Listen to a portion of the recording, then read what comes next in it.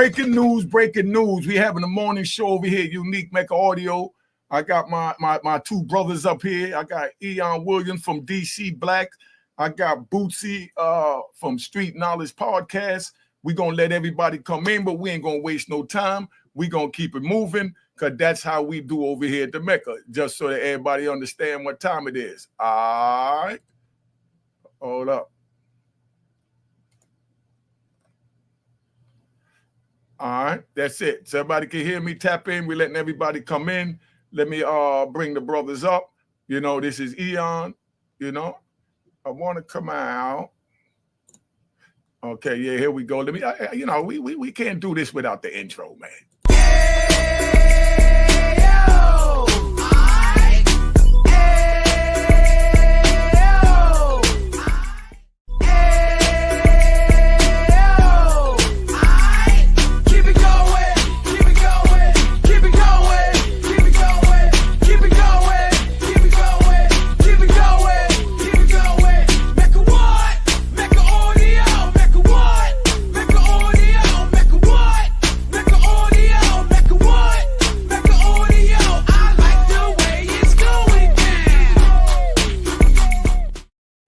You know what it is, Unique Mecca Audio, man. Let me bring up my man Eon first if he turn around. You know what I mean? Here we go. That's Eon. Tell him who you are and where you from and where to follow you at. Oh, man, I appreciate it, man. My name Eon Williams, man. I'm the curator of the DC Blacks movement, man. You can follow me on Instagram at DC_Blacks, the one with the blue check, on YouTube, the DC Blacks channel. And other than that, man, I'm just here to, man, participate in this morning talk. All right, that's what it is. Let's bring the big brother Bootsy up. What's good? What's good? Y'all know what it is. Your boy Big Bootsy, man. Street Knowledge Podcast, man. Harlem representative, NC representative, and it's once again it's a privilege to be up here with my big brother Unique, man. And we loving every minute. Good morning to everybody. Y'all can catch me on my IG at The Real Big Bootsy. That's BOOTSIE. All right, so that's what it is. Now, check, Rob. We're going to have the morning show. We just waiting on Eon to turn around because he on his FaceTime and all that. You need to put the phone in front of you or whatever you're doing in front of you. Now I'm bringing you up. All right, so that's Big E. Yo, E, me and Eon were talking early this morning, right, Boots? And he's digging deep into the Big Meech, Tammy Cohen, I think her name is, situation. But all I got to say about that is all the evidence don't look good about Meech. He looked guilty as sin. Let's say that. You know what I mean? That, you know, he's a rat bastard. But over here, he don't get the rat bastard, you know, gunshots. Right now, he's still alive as one of us until we got solid proof. And it's no, Tammy could have did this. Meech didn't know. Show me where Meech knew this, that. We got to eliminate all that by getting a video, audio, or black and white. And that's what we waiting on before we do that. Meech did his thing. He's a legend. Right now, he's beefing with, you know, the god of the other TV shows. And he put him out there. My thing with that, right? Let me take y'all off. I'm going to set up a little thing right now. Look, my thing, the way I see this, right? 50 Cent gets with the girl, Tammy. So when he gets with the girl, Tammy, he already knew what was up with Tammy because 50 got the disposal to damn near the Department of Justice as his fingers to be able to see what's going on. You understand? And he had to know that she wasn't right when he took her. And then he had to know that Little Meech took Rick Ross' girl to the prom. So all this that 50 acting like he, and I'm saying acting, 50 acting like he didn't know. You understand? 50 knew. But 50 was on some business time. He's like, man, I'm going to work this. You know what I mean? I can eat. I can stay in the back. You understand what I'm saying? As long as this rat bastard don't stick his head out. Because 50 already heard firsthand from Tammy how the play went. So 50 knew knows what happened. So that's why he's not running around. You know what I mean? He's playing games, throwing us little snippets. He gonna throw us another audio or something with him and Tammy. But could you imagine, Michael, we ride? Could you imagine 50 Cent sneak recording somebody? What millionaire does that? Now y'all heard the topic. What do y'all think about that? As far as the question of y'all that I want y'all to answer to the people is, what do you think about this whole saga coming from your opinion? All right. Who going first? I mean, I jump out there first, man. First and foremost, I like how you said that, man. You know, we not gonna put the rat jacket on it through a rack of the story that I was covering. A lot of people that was giving me pushback kept saying, "E, you calling a man a rat without the paperwork." You know, sometimes I think that they just want to be argumentative. Let me say what my position on it was. First, I didn't listen to it. Then when I seen the connection between him and Tammy, it made me raise my eyebrows. And then when I seen his name all in the affidavits and he wasn't indicted, it made me raise my eyebrows even further. So at this point in time, you know, I feel as though it's so much of a suspicion and so much of a black cloud over his head. He need to address it. And I think what they called addressing it by him saying, "Never told, never fold, death before dishonor, and come to my concert." I don't think that was an explanation. I think that put further of a cloud over the situation because he avoided it. For him to say that I wasn't going to talk about it because of this or because of that, you can't halfway talk about it either. So, you know, just to break the, like an icebreaker, that's my position on it. It's some suspect stuff going on with it. It's too many informants going on with it. It's too many people dealing with informants. And now we got to say, okay, but when did they know they was informants? Man, when you on this level of the game, you supposed to know certain type of things. I don't care if you was incarcerated or not. The same way we know that these things went on right now because of Pacer and because Tammy went to Pacer, I believe that somebody from Georgia that was in a position to go to Pacer knew what this was going on when the Tory White case was going on. So that's for starters. Yeah, that was deep. All right. Yeah. Go ahead, Boots. My take on it is, like, when he did do that video saying that he never ratted, he was a stand-up guy, I was looking for the Meech that I used to see in like the Smack DVDs with his chest poked out, standing tall, looking real thorough. We the thoroughest crew out, never be one. And I was looking at him to poke his chest out with who called me a rat? What? How? Where? You know, I was looking for that Meech. Now, also, I want to know, and I'm glad I'm on your platform today, because this is one of the biggest questions, because I needed a big platform to say this. How did they find out that she was sleeping with the head of the investigated team? How? Who? Where? How did the United States attorney find out about it so they could say we dismissed it? We dismissing the case against Cuffy. None of that came out yet. So until that come out, then we really know that it's real, because it's just thrown out there that it got dismissed because she was sleeping with the head lead of the investigation of Cuffy. So we don't have no proof that that's even real. So how we know it really got dismissed? All right, Bush, let me say this. I'm going to get right to the point. You my homie and all that, but I keep it 100, keep the show moving on the point that it need to be on.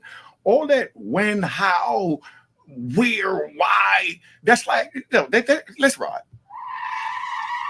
That's like you cheated on your girl, right? And then she asked you, why'd you do it?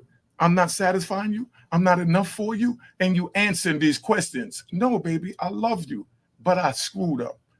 That's the end of it. All this, why, when did you sleep with him? How did you meet him? Who cares? I screwed up.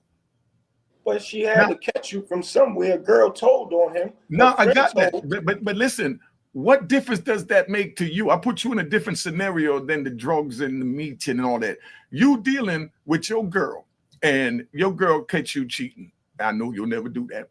But let's say your girl catches you cheating and she confronts you and she say, oh, you cheated on me. And, you admit it. You say, yeah, I cheated. Then she say, why? You know what I mean? I said, baby, I screwed up. That's all I say. I screwed up. What else is there to say? Anything else is going to be talking yourself into the doghouse. You understand? So least is better. We already know the facts. The facts is I screwed up. The facts is this girl is a rat bastard. So once you know that, case get dismissed. But that's irrelevant. I don't care about none of that. No disrespect. You do, but I'm saying, and you have a right to. But right now, what I'm dealing with, because I'm dealing with a straight gangster platform so we can use this time so the youth understand. I'm not trying to debate if Meech did do this or that. All I want to know is what happens when a man or woman is in this situation and you're a part of the street and you get caught up in a third-party corporation accusation is what we're dealing with. You understand? And you articulate yourself very well, Bootsy. So I'm going to put this, let me put this to Eon first. Eon, try and help me explain to him what I'm saying. Because he's wondering, when did he meet this? When did you do it? It's like you're trying to defend him or you're trying to convict him. It's either way. But bottom line is, we're not making a judgment. All we're doing is reacting when we see this paperwork, my nigga. Right or wrong, Eon? Explain that to him, maybe. I mean, I agree with that, but I think it is a valid question of not necessarily when did he meet her, but when did he discover that she was an informant? Now we're somewhere.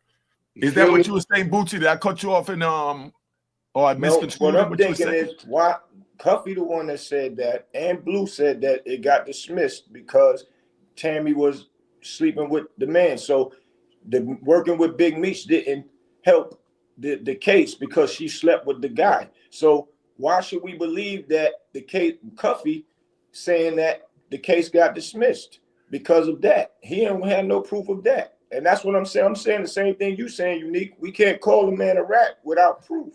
And now, we don't got proof. I got that. We're on the same page, but let me say this towards what you're saying, right? This man got these accusations. This woman is down with him with whatever, and he gets caught up. You're saying that when did he? That there's no paperwork to that. That you haven't seen it. His What colleagues it is? Told. His now listen, you just haven't read it. Sorry, let me just finish this statement. You haven't read the paperwork, but if something like that wasn't true, you know what I mean? I don't think they would have said that only because that could be checked by the paperwork. You understand? At any point, Cuffy's people or whoever they calling the rat or Meech, whoever they trying to say ratted why they dropped it because she was sleeping with the agent, whoever wanted to defend that, whether that was Cuffy, whoever, they could go to Pacer and that's in the file if it's there. So I understand what you're saying. But where I'm at is I think this is frivolous for us to talk about when that happened. He's on the right track, and that's what I want you to get on and answer to the people, being that you haven't been to the feds because we have our way that we deal with things and you've been up north or wherever, so you know how y'all deal with it up there. So the thing is, when did Meech know she was a rat is one, and then two, what did he do after he found out she was a rat? If he continued to deal with her, then now he's what we call, right, Eon, harboring the rat. You understand what I'm saying? Yeah, that could be true. I want to, before I go into that, right? You was getting ready to say something, Boosie? Well, the answer to Unique, Blue Da Vinci just did an interview saying that Meech had called home, and the first time he talked to him in a while, he was asking him, yo, what's up with the movie? He said, yeah, the movie going good. 50 about to put it out. Y'all don't keep calling him and harassing him, man, because he's on point. Everything getting ready to flow smooth. He said, I wanted to say something to him. He said, well, how it happened? He said, Tammy put it together. He said, when he said that, he said he had to tell him. He said, because Meech said, well, he said, man, you ain't hear about old girl? She ain't right. He was like, oh, word? Well, that ain't got nothing to do with me. She put Who said that ain't got nothing to do with me? Meech said, well, it ain't got nothing to do with me. She putting the show together. So that means he didn't know that she was a rat until Blue told him. Okay, cool. Give him that. Now, what did he do after he found out she was a rat? And what year was that approximately, if you know? How long did he keep this? When he first got locked up, and he ain't heard from him in a couple months, he said, and he was at his homeboy crib, and Meech called in. So it had to be around the time he first got locked up. So it wasn't like 2007, 2010. But that's what I'm saying.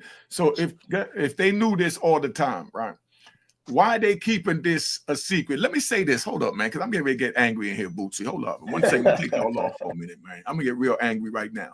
Hey, yo, we got 1,000 people in the room. In 14 minutes, we have 1,000 people, and I got 64 mother effing likes. Don't let me pull out the Tommy gun. Let me pull out the Tommy gun. hit that like button and stop faking before I tap out, man. I'm not gonna waste my time. Y'all ain't sending a super chat. Y'all ain't even hitting the like button. Come on, man. Let me bring my people back up, man. My bad, y'all. Go ahead. It's on me. Yeah, don't get nervous now that I don't announce we got 1,000 people in 15 minutes. Was done, but before I go into what I wanted to say, I see this D35 comment up on here, and you know that's my sentiments all the way. And it says, if your man hook you up with a plug from jail, then tells you to holler at my homegirl, and then homegirl is the feds, it's not that difficult. I don't even want to break that down. That's from my perspective. That's the main reason why I even started to read or started to pay attention to it. But let me say this about the whole matter with the thing with Cuffy, right? I think it's a misconception going around that Cuffy's case was dismissed. That's actually incorrect. Cuffy pleaded guilty to a 10-year sentence for the drug case that came from this. Now, people saying him and Suarez didn't get arrested. What we must remember is that the affidavit that was turned in to get the Title III wiretap on Cuffy's phone, which led to CS1 to CS2 to the other things that occurred from the beginning of that wiretap. So the case never stopped or never got dismissed. Him and Suarez just was not charged with anything, but the wiretap still led to the 10 years that Cuffy is serving right this minute. So I do want to kind of like get rid of that myth that the case was dismissed. No case was ever dismissed.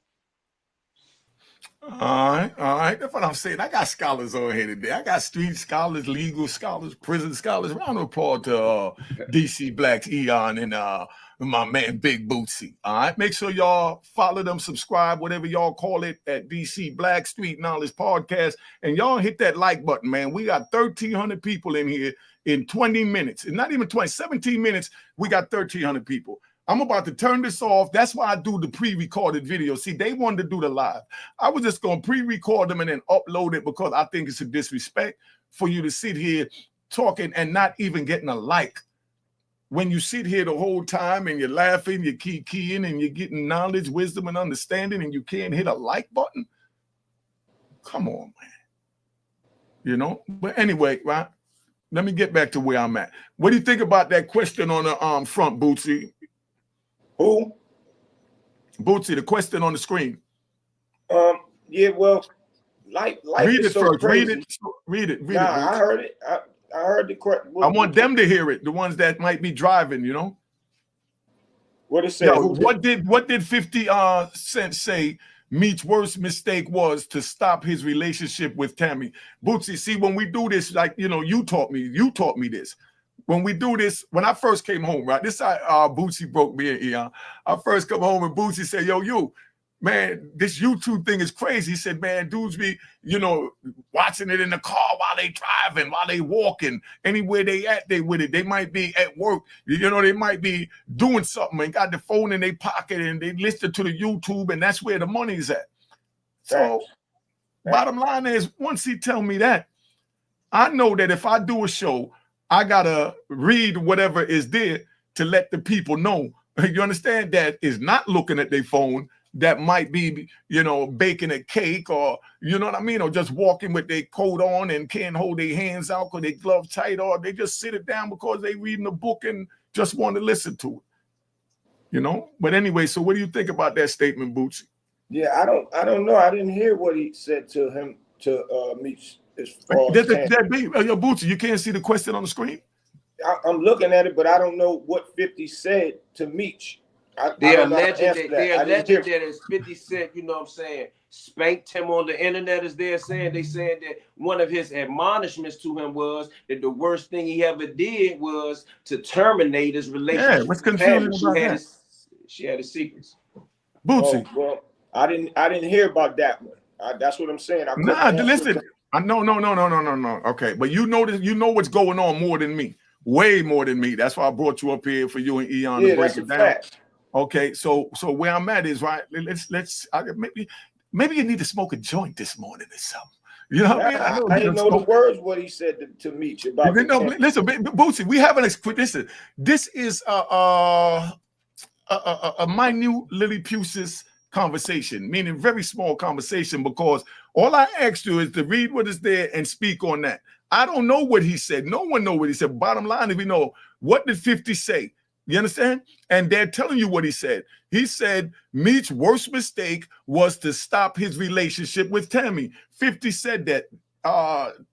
Therese Bates is just letting you know this is what 50 said. He's asking you, what did 50 say? And he gave you the answer. So that's the answer. So from what you know about this case, a million times more than me, do you agree with that statement? Yes or no? And what do you think? Morning talk. You got the floor. Yes and no. Yes, because if he found out that she was dirty, he had to let her go and leave her alone. No, is because now if he do let her go, she can go out there and talk crazy about him and say anything that will sound true. And a name like his out here in this world, and he idolized anything that looked bad, gonna travel faster than positive. Negative always travel faster than positive. So yeah, letting her go was the worst thing in that aspect. Okay, all right. You want to weigh in on that, Eon? Man, without repeating exactly what he said, because I agree with that, I would add to the situation, man. This is why people like me, but specifically myself, this is why I don't condone no type of rap behavior, rap sympathizing, or, nobody believing that a person that's an informant or a rap, whichever term we choose to use, why they would be exempt. I'm gonna take a little note out of what's y'all name 50 Cent son when he was trolling Lil Meech. He was like, "You thought you were special." I'm gonna apply that same philosophy to Demetrius. What he thought he was special, if he knew that this person was an informant, he wasn't gonna get caught up with it. But that's conjecture. What we know at the end of the day, if we want to just talk about that question that was posed right here on your platform, if he had a connection with her, and he had to end that connection for whatever reason, because I heard other things. I heard things like, she wasn't good for his image and all these other things, which I don't know to be 100% true. But whatever it is, you can't get in bed with no super duper government informant and then think you're just going to walk away from the thing. That's what I think this whole problem is, no matter what comes out at the end. But a person just asked me on my YouTube channel, he said, how long are you going to cover this? Technically, I'm gonna be interested until Tammy and 50 Cent drop whatever they got, because he got a little wiggle room if she don't got no recordings. But if you go back to Terry White's case, which Tammy Combs is alleged to be 90 to 95% responsible for that conviction based on Jack Harvey's testimony, right? And she never wore a wire. Most government informants wear a wire at some point in time if they do that type of surveillance for the FBI or the DEA. They said that this woman did all her recordings on a phone, and she's been doing that since the Terry White case. So without being too long-winded, just to end on this note, I believe that she may have recordings of her and Demetrius talking about what, I don't know. But until this 50 Cent and Tammy Cohen documentary tell all drop, we won't know. But for sure, and like you said something about people being experts, listen, they will AI test that. Just like the princess woman over there in England took a picture and she was photoshopped, and a photographer expert said, "Oh, that's not her stomach." If the tapes come out and Demetrius is on there talking about anything that sounds remotely close to a third-party cooperation, he's cooked for good.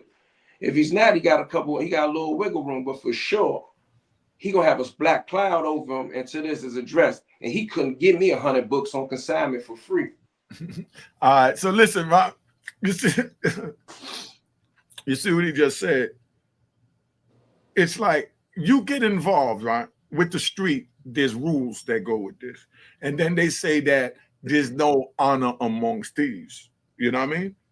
Not while a thief is stealing. That's when it's no honor.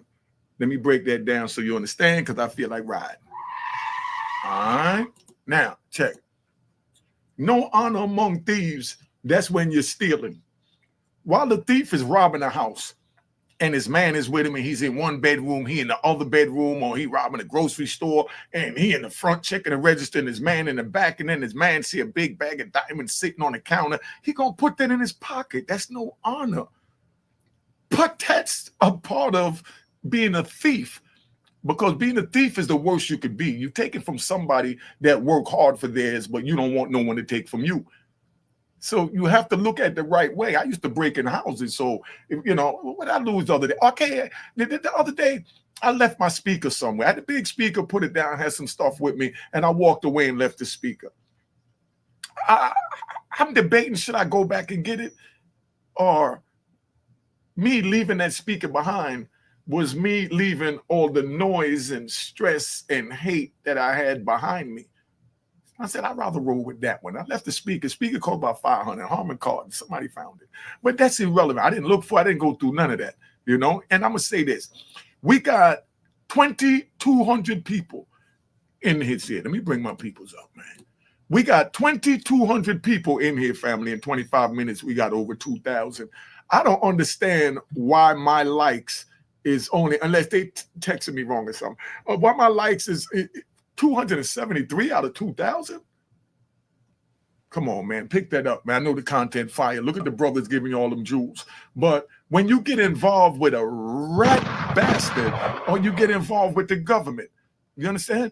They always going to cross you. See, no honor amongst thieves is why they're stealing, because they're doing this to up each other, is why they're robbing to take from the poor to bring themselves up. So they don't care nothing about none of that.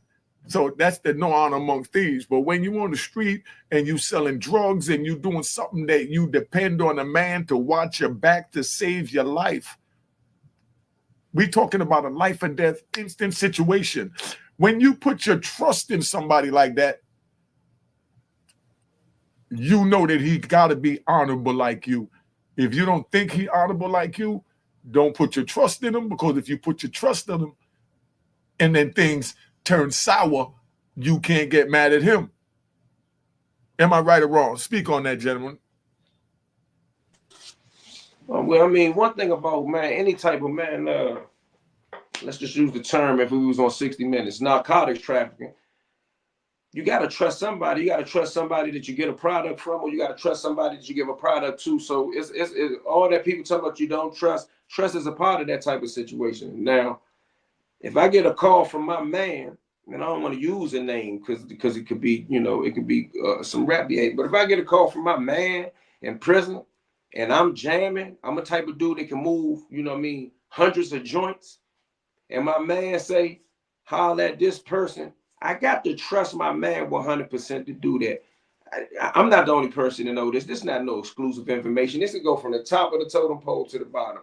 And then when I go to meet that person, now I got to trust the person. And the person saying, yo, your man told me to introduce you to another person. And now I got to trust this person. And at the end of the day, when we make the agreement to all trust each other, and a person send me, you know, what's equivalent to Antarctica of work, and the peoples is the feds, who am I supposed to blame, bruh? Like, forget all this, is he a rat or is he not a rat?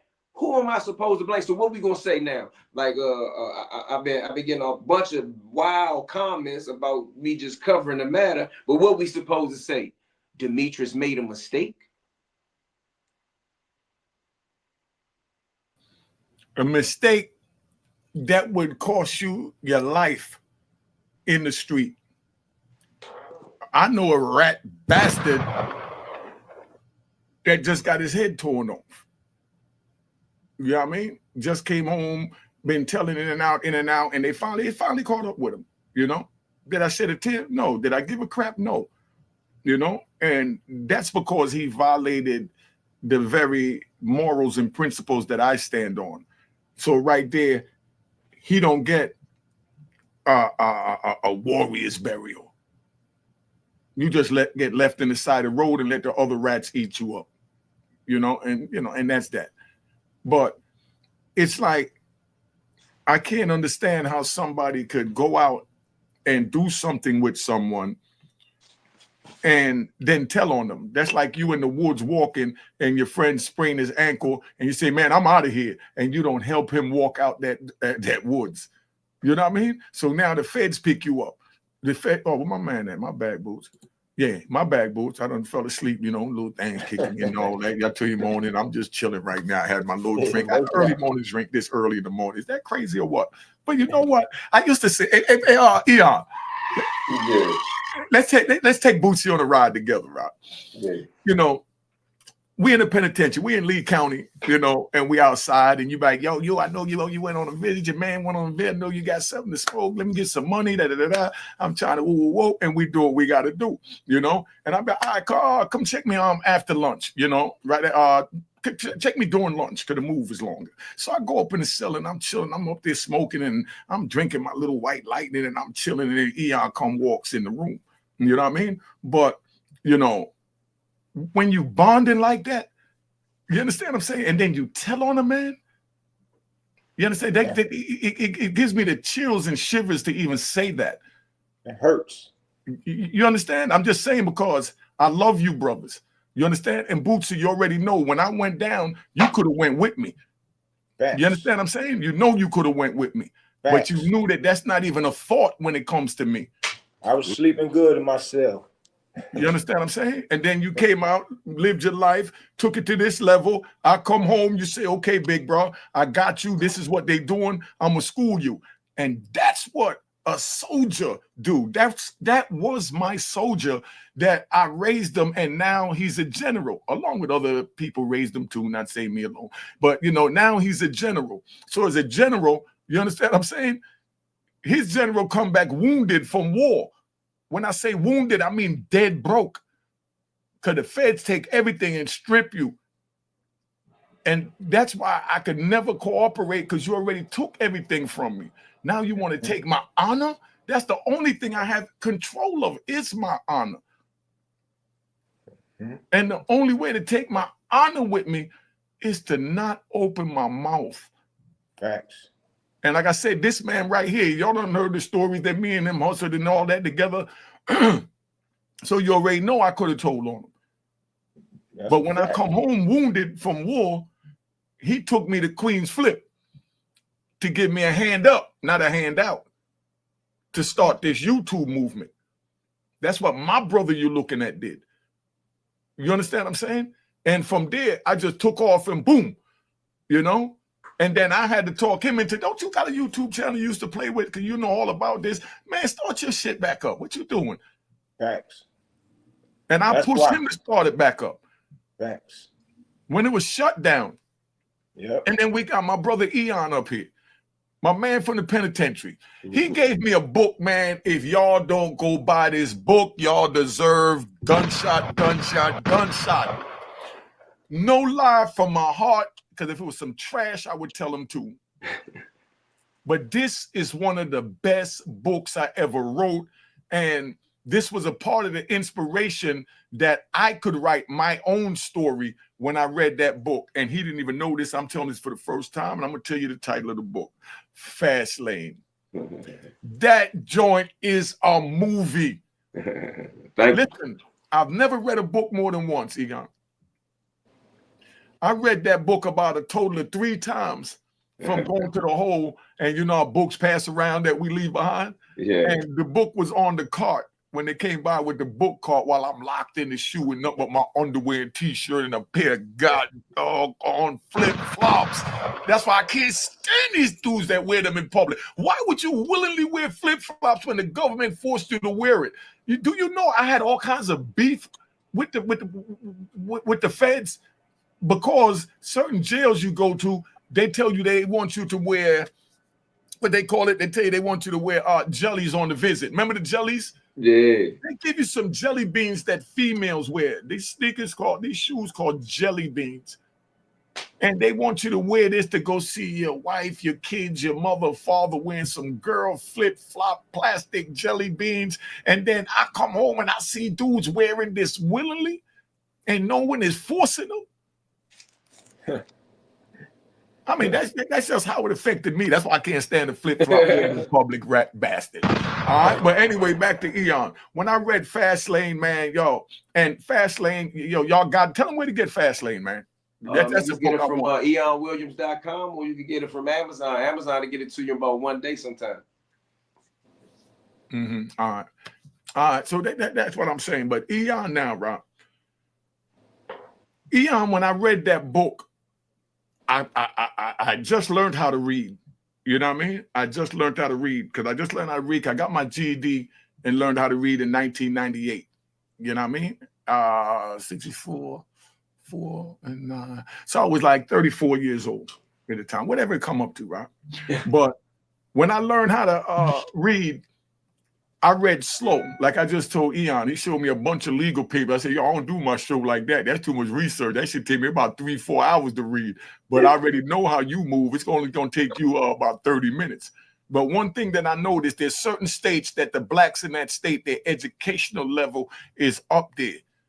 You know, DC, Detroit, dudes from Detroit that I met, DC, like the Midwest area. Those type of dudes is real articulate, like they took them to a special kind of school or something, or they just wanted to learn maybe. But I mean, and you see a bunch of them in the law library. Yeah, but that's what I'm saying, you know. But Eon, when I read that book, it made me go back to my cell and just start writing on a piece of paper. That's how Roy and Harlem started from when Eon was way back there, you know, 2003, 4, right around there. When we back there, I started writing one little, you know, chapter every night of what I remembered. And I stayed in the timeline and kept going. All the good stories that I would normally share with my cellie, because I had a cellie at the time, but he wouldn't understand these stories. So I had no one to talk to when they closed the door. So I just sat there and, you know, started writing with a pen, and I didn't even know how to write. I'm just learning, so you can imagine what it looked like. When I took it to the dude to type it, a dude from DC was the typer. He had 2 twin daughters, right? When I took it there to get it typed, I had to explain to him the words I said, and he took the paper out and fixed every goddamn. He rewrote the whole thing with me in the library for a move, and then typed it for the next move. I went through all that for Roy and Harlem, but that's because I knew I could do it, because I read Fast Lane by Eon Williams, and that joint blew my mind. Anytime that book came in my cell while I was confined, I read it. And that's the only book I ever did that. But my favorite book, though, no disrespect to you, Eon, is that kid, Al Sadiq Banks. Oh, he got Block the Party? Stick up. Yeah, Block Party with the mayor. Shout out to my man, Al Sadiq. Shout out to New Jersey, man. Brick City, man. They don't understand. These is the prison movies. These are books when you locked in a cell 24 hours a day, 23 hours a day, and you reading certain things. When you could read something and you become there and you escape where you adhere, that's when you know that's a writer. That Al Sadiq Banks had a series called The Block Party. It started with, I think, Stick Up. Yo, that's another author, man. But let me get back to this. This is a morning show, so we just rock it. Yo, we got 3,500 people in here, right? We got 3,000 to the people in the group. Yeah, check it. We got 3,500 people, and we only got 411 likes. Do y'all see anything wrong with that? They disrespect you like this too on your show, or it's just me they disrespecting? Yeah, that's wild. Hit that like button, man. All right, now let's move on. So now we over there. So what do y'all think about, because we riding, what do y'all think about Little Meech and the situation he's in? Like, you know, he had everything going for himself, and then his father come home, he happy, and then his father crash and bump his head. Well, I look at it like he was young, man, and everybody's saying he didn't have no money for his pops when he came home. These young boys, you know how it go when you're young and have a lot of money. You had a whole bunch of money at a young age. And you know, we run through money with like it's lightning. So I can't blame him for, the way he spent his money. And, he probably didn't have that right person in his ear about how to spend his money. And I was also saying, well, maybe his pops would have been talking to him from jail. You'll put up $500,000, keep that to the side just in case. But maybe that didn't happen. Maybe you know how these young dudes are, these young kids. Our kids don't want to listen to us until something happened, all of the above. And then now leaking into his father having a problem with 50 Cent. He was a baby when his father was locked up. So he probably still didn't understand street ethics, street morals, that once your father, your mother, your brothers go through something with somebody and you still got love for them, you're going to have long distance love with them and stand by your father. And now this got him caught up in that situation, because now 50 showed you that once I got problems with your father or your brother or anybody, I can't rock with you no more. But nobody taught young Meech that. 50 learned that growing up because he grew up around Black Just and, you know, a bunch of other guys that know those morals and ethics. So I'm sorry. I feel bad for him that he didn't learn it, but we can't hold him at fault because he didn't learn that street ethic and street moral. But loyalty should have been learned regardless if you're from the streets or not. But sometimes these kids they're growing up now, they green with learning and knowing stuff. So that's my take on that. All right. Yeah, so that's where we at. But now let me speak on that, Ron. Oh, you got something to say about that this morning show? We just talking. Where you at, Eon? I agree with Boosie, man. I mean, he said it exactly the way I was thinking, even in his own way, you know, just to add on to it a little bit, like when he was talking about Lil Meech not knowing his position, like you supposed to know your position and you never supposed to reveal nothing like that because pen this here. Now, I don't know how recent that video is with him and Rick Ross talking, but Rick Ross will never look at him like he cool. You dig? So he didn't also, not only is he kind of out of luck with 50, but even with Ross, I don't think it's gonna ever be no situation where he gonna look at him like, you know, I like you, Shawty. I think that's gonna be a problem. But as Boosie pointed out, you know, Shawty supposed to have been, I'm not gonna say supposed to, it is what it is. But if he would have been educated in some things like Boosie mentioned, 50 grew up around certain things and he could have learned certain things in the streets. Shawty just don't have that in the he don't have that in the arsenal. So, you know, sadly, he don't know how to play the situation. He don't know how to play this at all. Like he ain't grew up in the game according to what I understand. So, you know, I think Shawty in a bad situation. He played himself, but one thing I probably can't mention, they said that it was some type of post in his close friends where he found it funny about something that was going on with his father and that, you know, people gonna screen record you. 50 alleged that he saw that and that, you know, he knew he was a snake and he needed to be treated like his father. So that's my take on it. Hold on. What was that he saw on the tape? I didn't hear about this one. What was that? Yeah, I didn't even watch the video, but it was some type of video where they was alleging that Big Meech had a response to whatever was going on with 50 Cent or at least the social media platform. And they alleged that Lil Meech and his close friends on Instagram shared something to the fact that he found it humorous. And they said that somebody sent it to 50 and 50 said, okay, I see you think it's funny. I hear that, right? I hear that. You know, this is what's going on, right? This how going with 50 Meech, Little Meech I'm talking about, right? 50 got a beef with the daddy, right? 50 right now, he's standing on morals. You understand? See, being that 50 is in the entertainment game. Let me get a little ride here, right?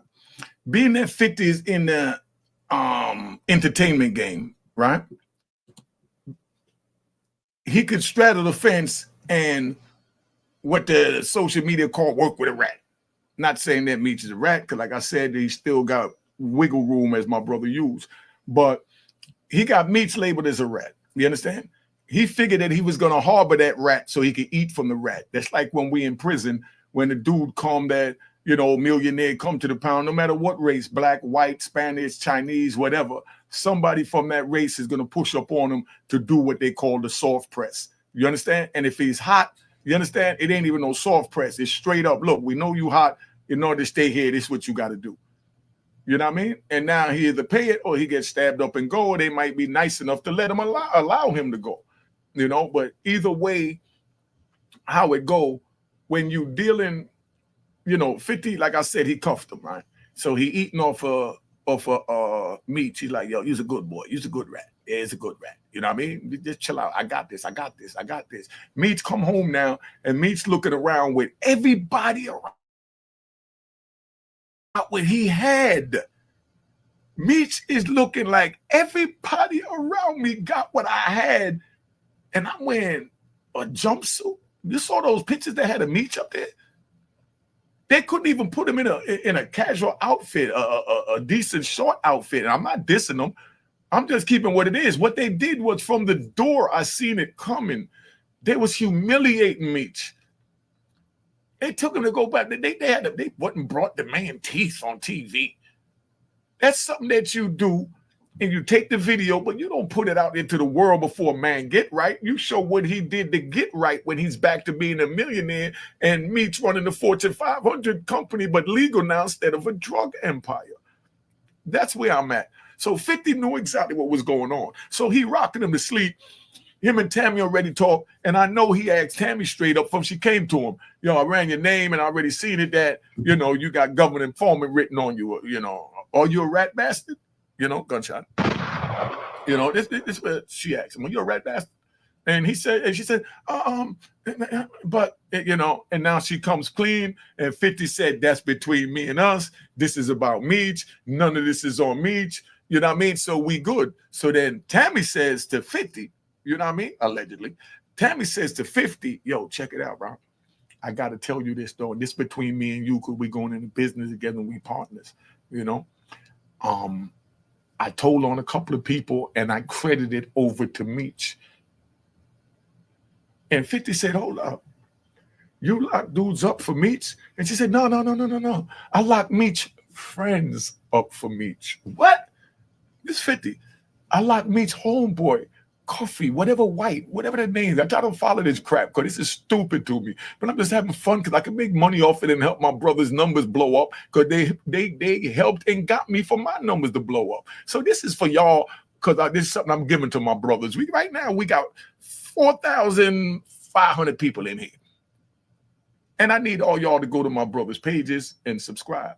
But as I'm saying is, Tammy and 50 already talked and they knew what time it was that Tammy either did tell and do it this way, that way. That's why 50 is moving the way he's moving, meaning he's throwing it out there. And could you imagine 50 Cent sneak recording somebody? I mean, y'all put in the comments. I don't know if he did or he didn't, but I don't know if she was aware of it. If she was aware of it, that it might have been, just a role rehearsal. And they were just saying it the way they want to say it. But could you imagine them doing that, though? Let me bring them up here, man.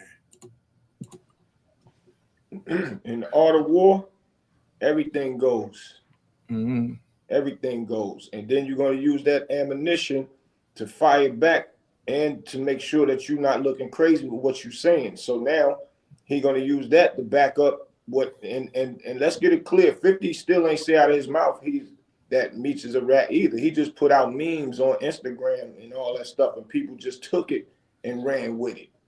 Mm-hmm. So that's what he utilized that for, art of war. If he has the access to do it like nobody else has, he went and utilized it. So now, like you said, allegedly, if she did and he did record her, that's probably what's going to come out on the documentary that everybody's waiting for.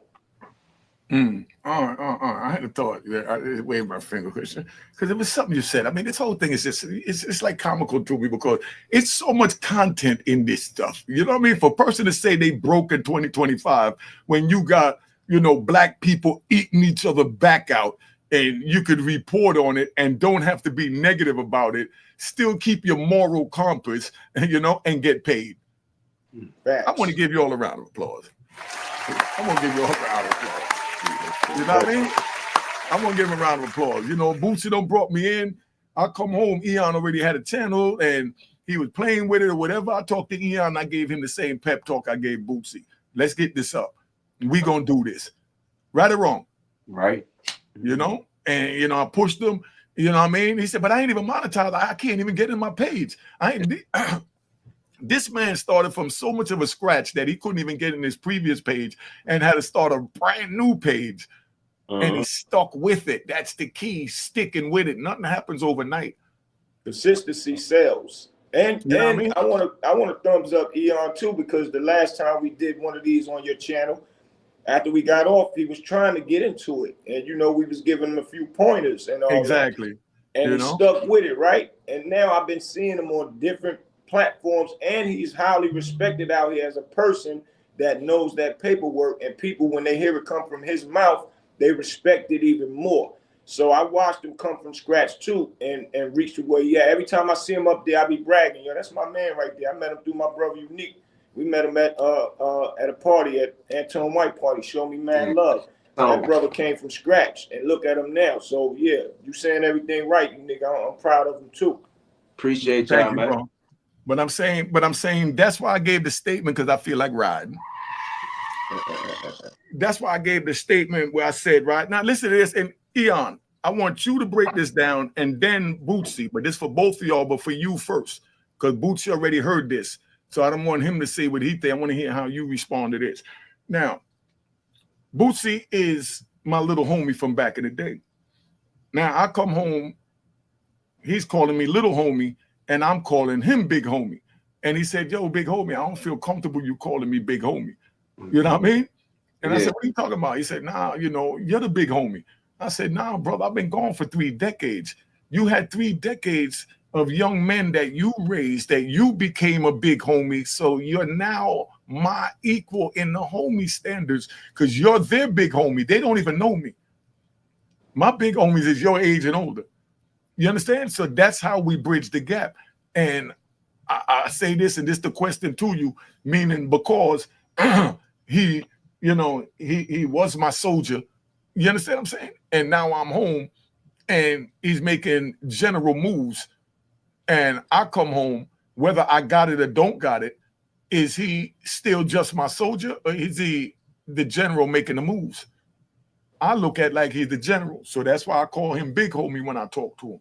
With all my youngins, to let them know that I'm giving them the utmost respect, the same respect that they're trying to give me.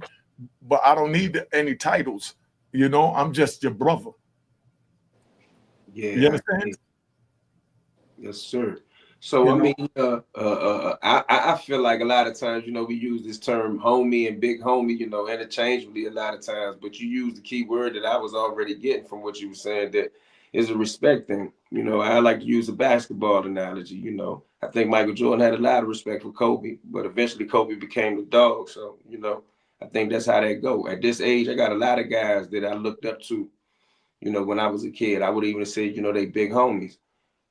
They are still big homies in aspects of, you know, where they are at in their social circles, you know what I mean? But as you said, we all grow and we all get to a point in time, especially if we responsible, man, that we should be able to have not necessarily that title, but do with everything that come with that title. So, you know, I salute you and Boosie on that tip right there, you know, and I salute all the dudes that's supposed to be big homies that's doing what come with that.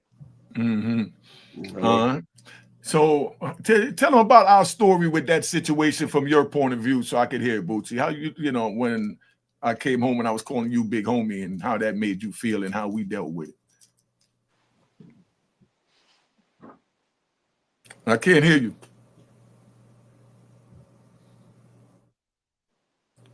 Yo. That's you, Bootsy. Say something.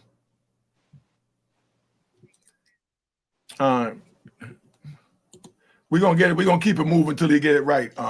E. Yeah. Now, you know, that's where I'm at with that, right? But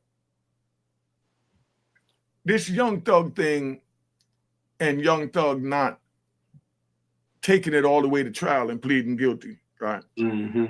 And then people tried to jump out there and say that, oh, he talked about Gunna pleading guilty and he pled guilty. I heard Gunna's guilty plea and I heard Thug's guilty plea. Good point. Gunna's guilty plea said that YSL is a gang.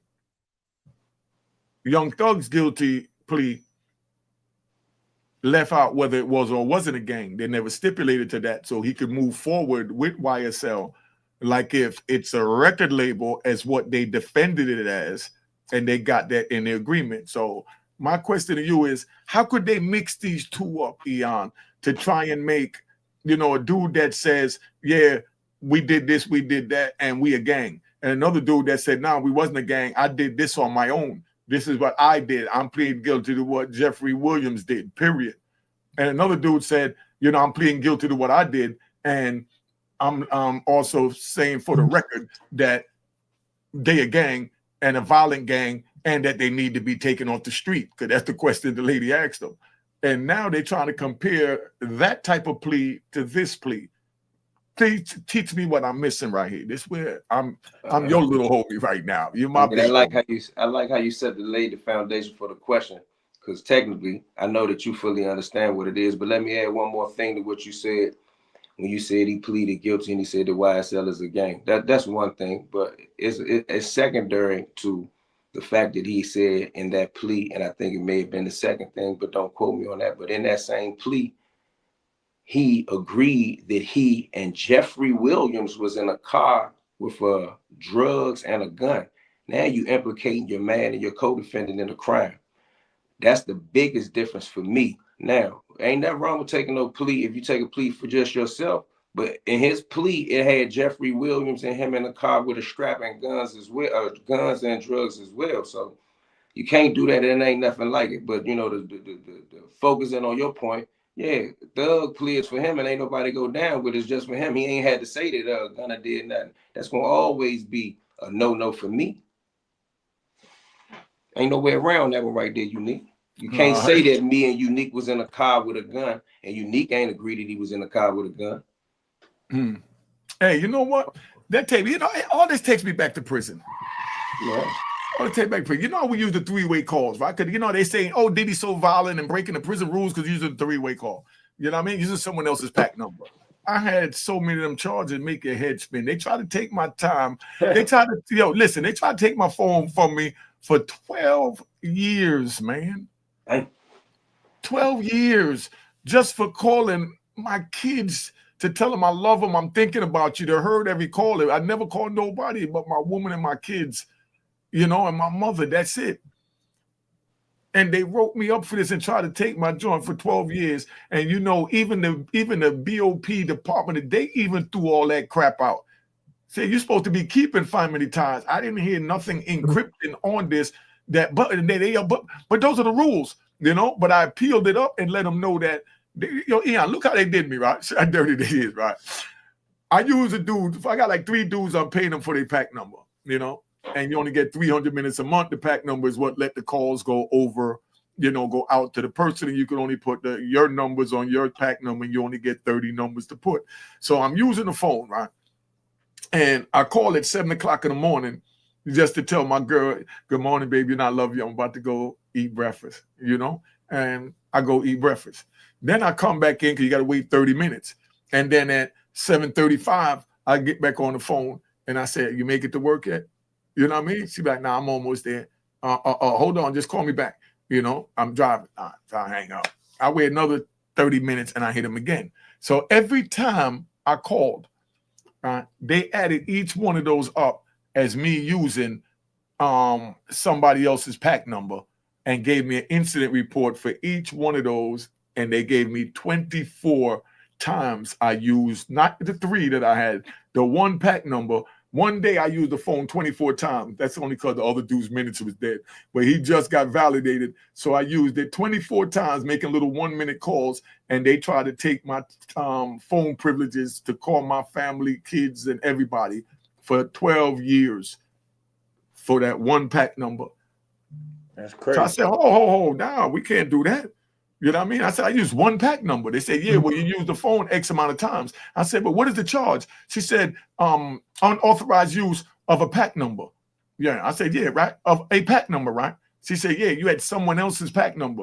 I said, okay. So I didn't have multiple people's pack number. I just had one person pack number, right? She said, yeah. I said, so then how could you sit here and try and sanction me for 24 times using one pack number? I didn't dial 24 different pack numbers.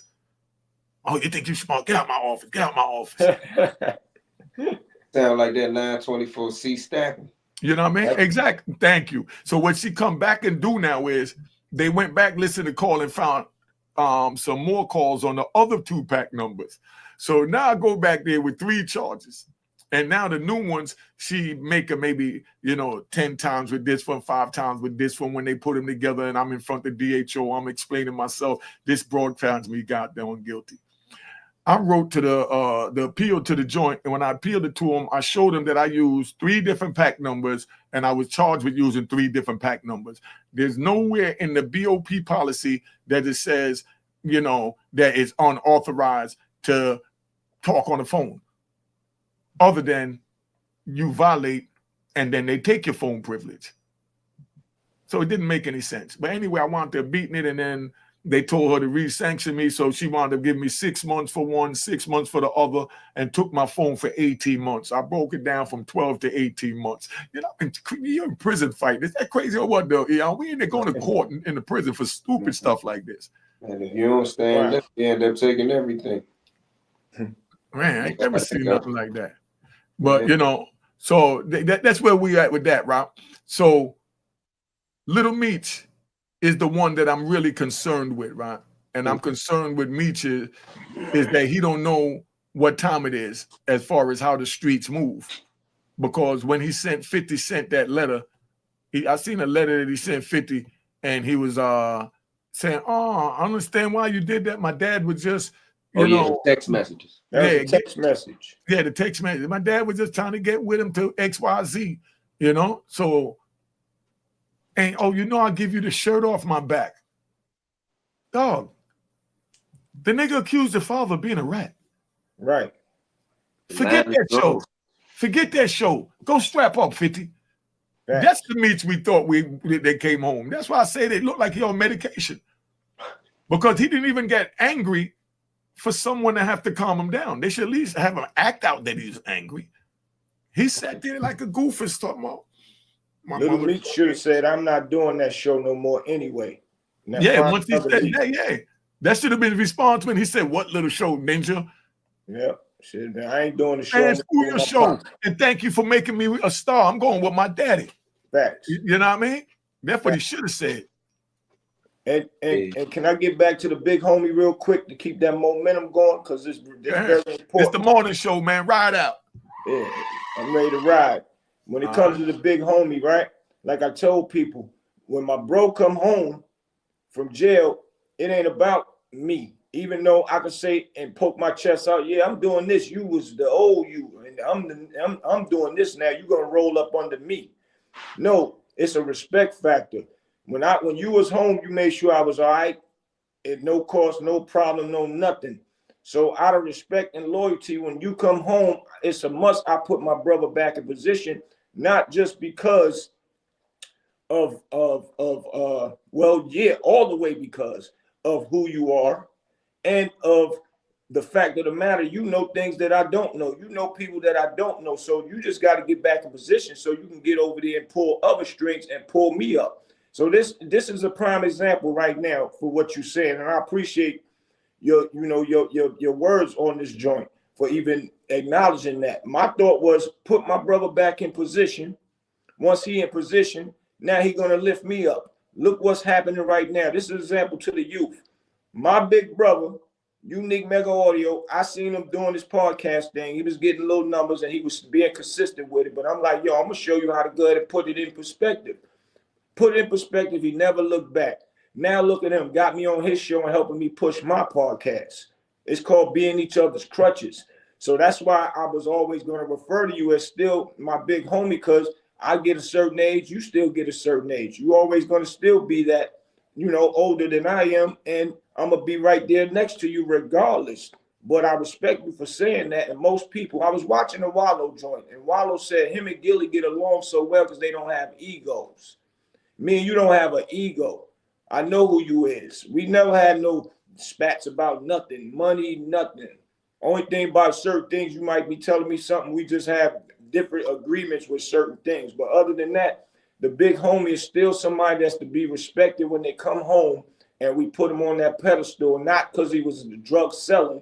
No, he just went in there and been a man, and they bring no other men in there and take them away from their family. So that's what we celebrating. And when your man come home, you put money in their pocket. You make sure that they good. And that's going to show the youth, don't go against your brother, ever. Always make sure that you respect the man for who he is. I respect you for who you are, not for what you can do and all that. But in the same token, yes, for what you can do, that's going to make me and you better. That's going to make your family better. That's going to make my family better, all your other friends better.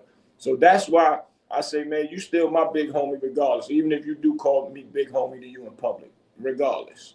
That's a good breakdown. What you got to say about that, Eon? I like to hear the young people talk to the younger people.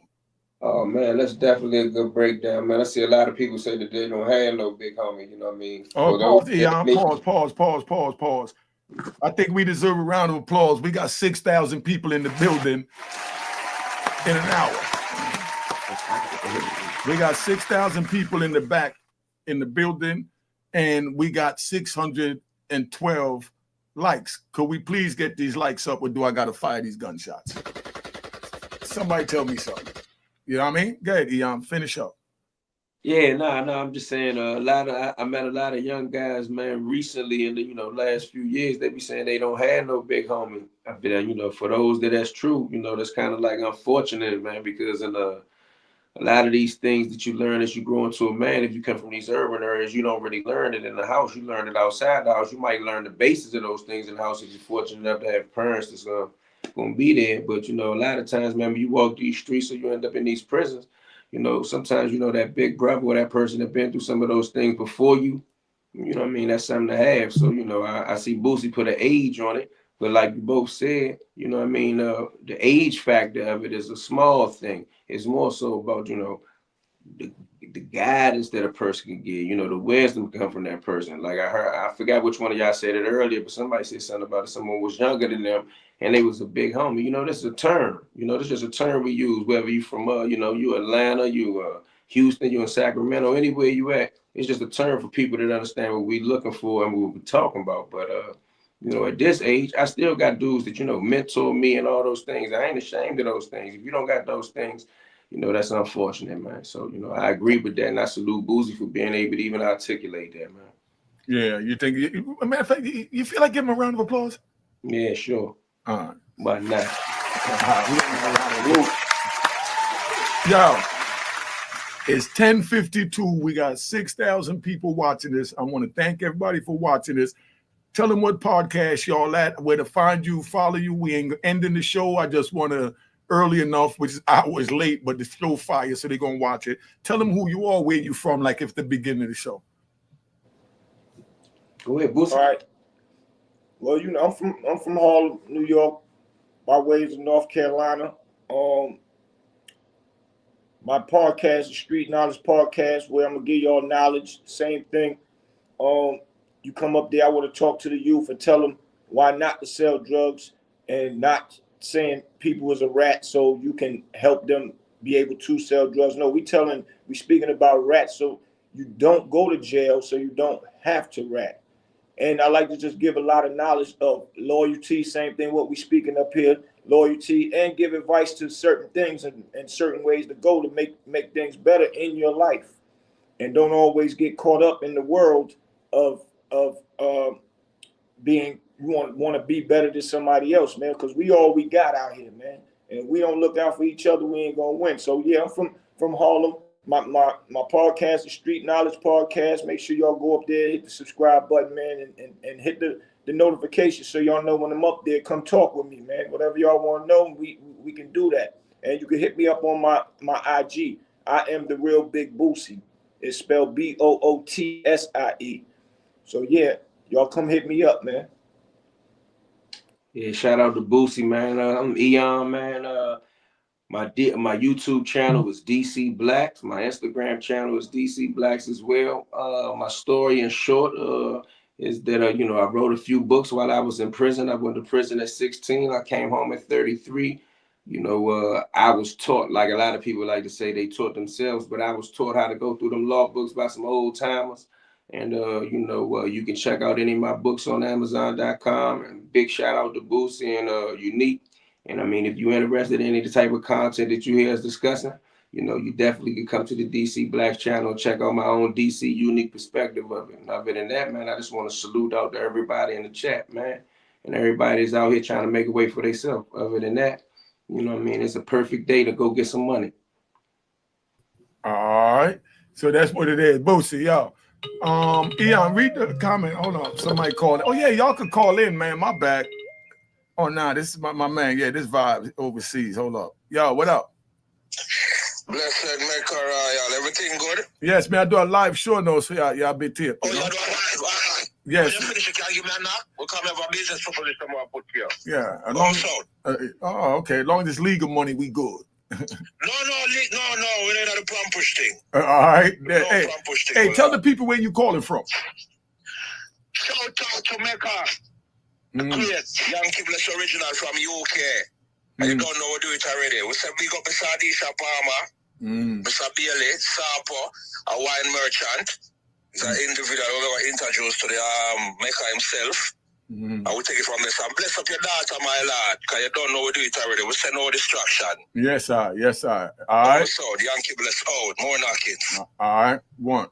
Yeah, that's my man Yankee Bless from over in the UK. I got people all the way in the UK calling me with business propositions, and I was sitting in a 2x4 cell drinking White Lightning, smoking weed, waiting on Eon to come pick up some stamps to get his hustle on. You know what I mean? Like, how better can you get it than this? Somebody tell me, how better can you get it than this? Now, I'm here with Eon and Bootsy, man, and I'm a free man. You know, what y'all think about the comment on the front? Cuff was connected to Suarez through Tammy by Meech. Explain that. Eon, you got that. I think, man, the people that support Meech or the people who don't support Meech got to agree on that fact. I mean, all parties agree on that. Defense, prosecution, and the government. That's what my point was way back in the beginning when the guy, D35, I believe was his handle.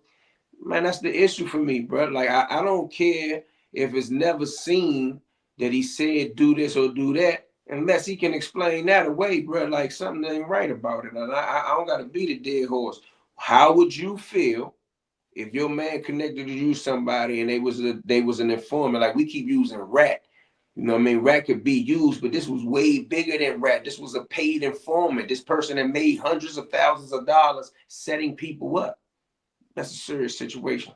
That's something that got to be addressed before you can even hang it. Like whatever plaques you had on the wall for Demetrius, them Jones got to come down. Them Jones is like, it's an asterisk. It's almost like he won a race, man, on steroids. You can't do that.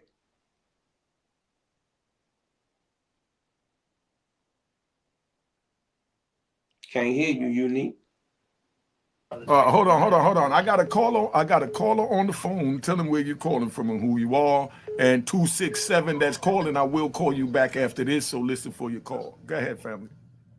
Yeah, this is ZB straight from Dade County, Miami, and I want to get some clarification on this because you know the Lil Meech situation is unfortunate, but you know if you really grew up like down here in Miami, a lot of them boys from BMF was down here. I mean, I got pictures with these dudes back when I was 18, 19 years old. Them boys used to tell us to stay out the street.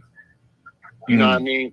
So it's just the fact that, you know, I really truly believe what Big Meech did because we've been hearing about the snitching allegations back then because a lot of people don't understand in perspective. Lou Da Vinci was trying to be in the BMF series, but something got blocked with him, and that's what really set him off. And I was literally in the studio with him as a kid, and he was talking about this. So, I mean, I just feel for Lil Meech, you know what I mean? Because back in the days, I mean, he went out with Raw's daughter. If anybody from Miami, they know about Miramar High School. Raw's daughter used to go to Miramar. They went to prom together. They got whole pictures together that we know down here in Dade County. But if that's the case, that's even more reason for this dude not to go over there and cross the line because he forgave the son because the son is different in that situation. I believe he did that without his son knowing. And I believe you got to understand Meech was, you know, Meech used to do pills. You know, Meech really from Broward.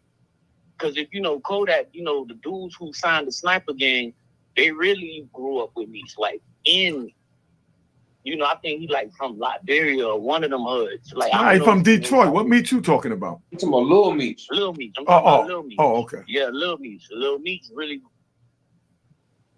You hear me? Yeah, I hear you.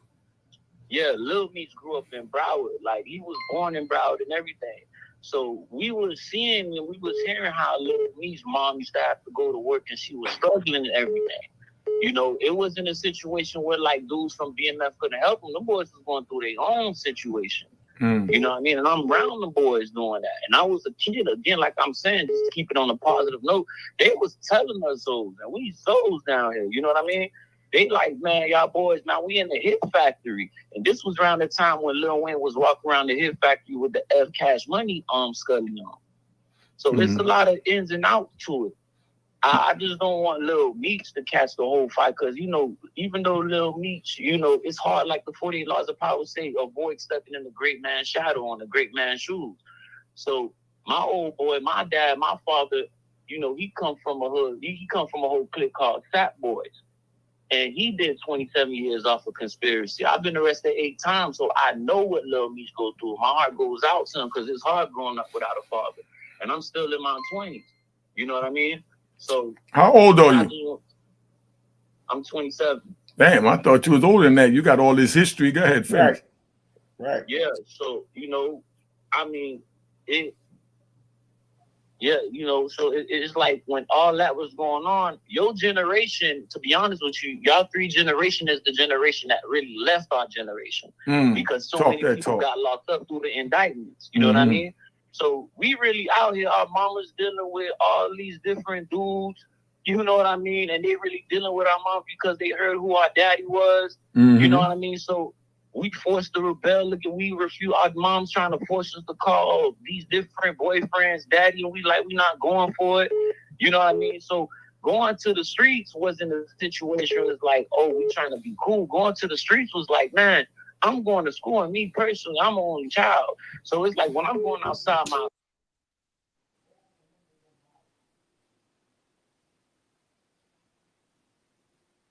to God, my dad never had a high school diploma because he was a straight immigrant. So when I was able to graduate from an alternative school, I'm seeing Lil Meech and them, and there's some other few dudes, you know, I don't want to mention them, like, you know, Convertible Burt them got a son. You know, Vonda, I don't know if you know Vonda from Overtown. Yeah, Vonda from Overtown. Yeah, she got kids, you know.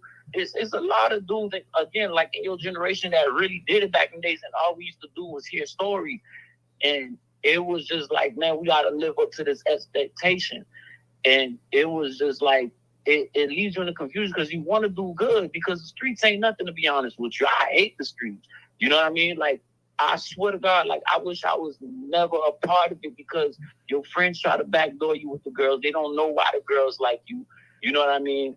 Like, the big homies, I know y'all was talking about big homies, man. The big homies, man, they coming to your high school, they come to your colleges, they trying to talk to the girls around your age, you know? And why they trying to do that? They trying to belittle you in front of them. They trying to say, oh, I remember you when you was this and that in front of the women. They trying to embarrass you. So what you gonna do? You know what I mean? You in a do or die situation. Like, you gonna be a man? Or you gonna be, you feel me? You just gonna be a carpet and let people walk all over you, and they know who your daddy is, they know who your peoples is. And I mean, just to get off the whole subject, my cousin, if you go researching, my cousin who I talk to like almost all the time, his name Johnny Charles. They used to call him the Angel of Death in Miami. And he's from the Terrorist Boys, and it's a whole nother backstory behind that. But man, you know, man, I feel for Lil Meech. You know, I'm not blaming 50 because I met 50 back when I was 21 years old, and he was one of the nicest. You know, I don't know if I curse niggas because that man was the only one. Like, he stopped all his staff. He was like, "Come here." He took my number down and everything. He told me, man, look. He put his hand. He shook my hand. He was like, man, the only thing I'm asking you is to stay out the streets. So I can't talk all bad, man. Like, behind closed doors, man, them boys really looked out. They hurt my heart for all this. Man, that was a good one. That was a good one. Man, that one left me speechless. You spoke so articulate. And the point you made about our generation left you and your mothers was out there talking to all these different men. None of them you could look at as a father or daddy. They just talking to your mother. Listen, I had a man pay me $5 $1 bills and tell me, man, just don't come in the room while he went in the room with my mom, man, in Miami. You know what I mean? Come on, man. You females looking at this, you know what that do to a child? Wow. How did that make you feel, though? Tell them how that made you feel. I mean, it made me feel, I mean, you know, my mom, she always, ever since my old boy, my dad got locked up for the conspiracy and Lil Haiti that happened, it was a situation where every boyfriend that she had, she always felt like, well, this could have been my life. So she always used to remind me she wished she used to have an abortion. I mean, I'm talking about my mom used to literally cry and be like, man, I should have had an abortion. I could have had a better life with this man and this man while your dad locked up. He can't do nothing for me. Forget him, his family, because my grandma was locked up for cocaine. My grandma ended up doing 7 years in the feds. So it was like, I not only got my dad, but I don't got my dad's mother. So it was like, you know, but I didn't care about it because, you know, I used to listen to Tupac a lot. You know, Tupac used to make me feel like that was cool. You know what I mean? Like, man, fuck it, I'm going to just go outside, sell weed, sell crack. You know, TurboTax came around that time, so I was doing my little thing. But as time went on, it was just like it got old. You know what I mean? So it was really heartbreaking, to be honest with you. And it really affects me today as a man because I don't look at women the same. You know? So how do you look at women?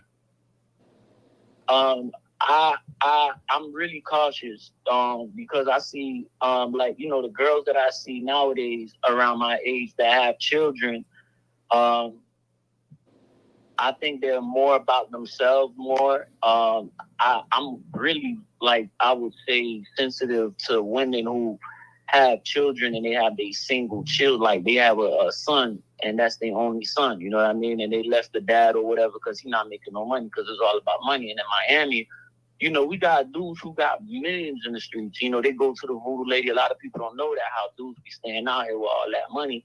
You know, them boys, they make their money. You know, they probably go back. They go to the woo lady in Little Haiti. They pay their whatever.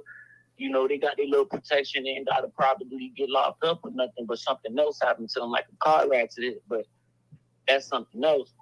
And it's just like, it made me not really trust women. And I just see the spirit of evil in them. But, you know, I really look at women very, very, very careful. Like, you know, by the way they talk, it don't matter how good you look. It just, because, you know, they used to tell me, like, my mom was one of the most beautiful women in the whole North Miami.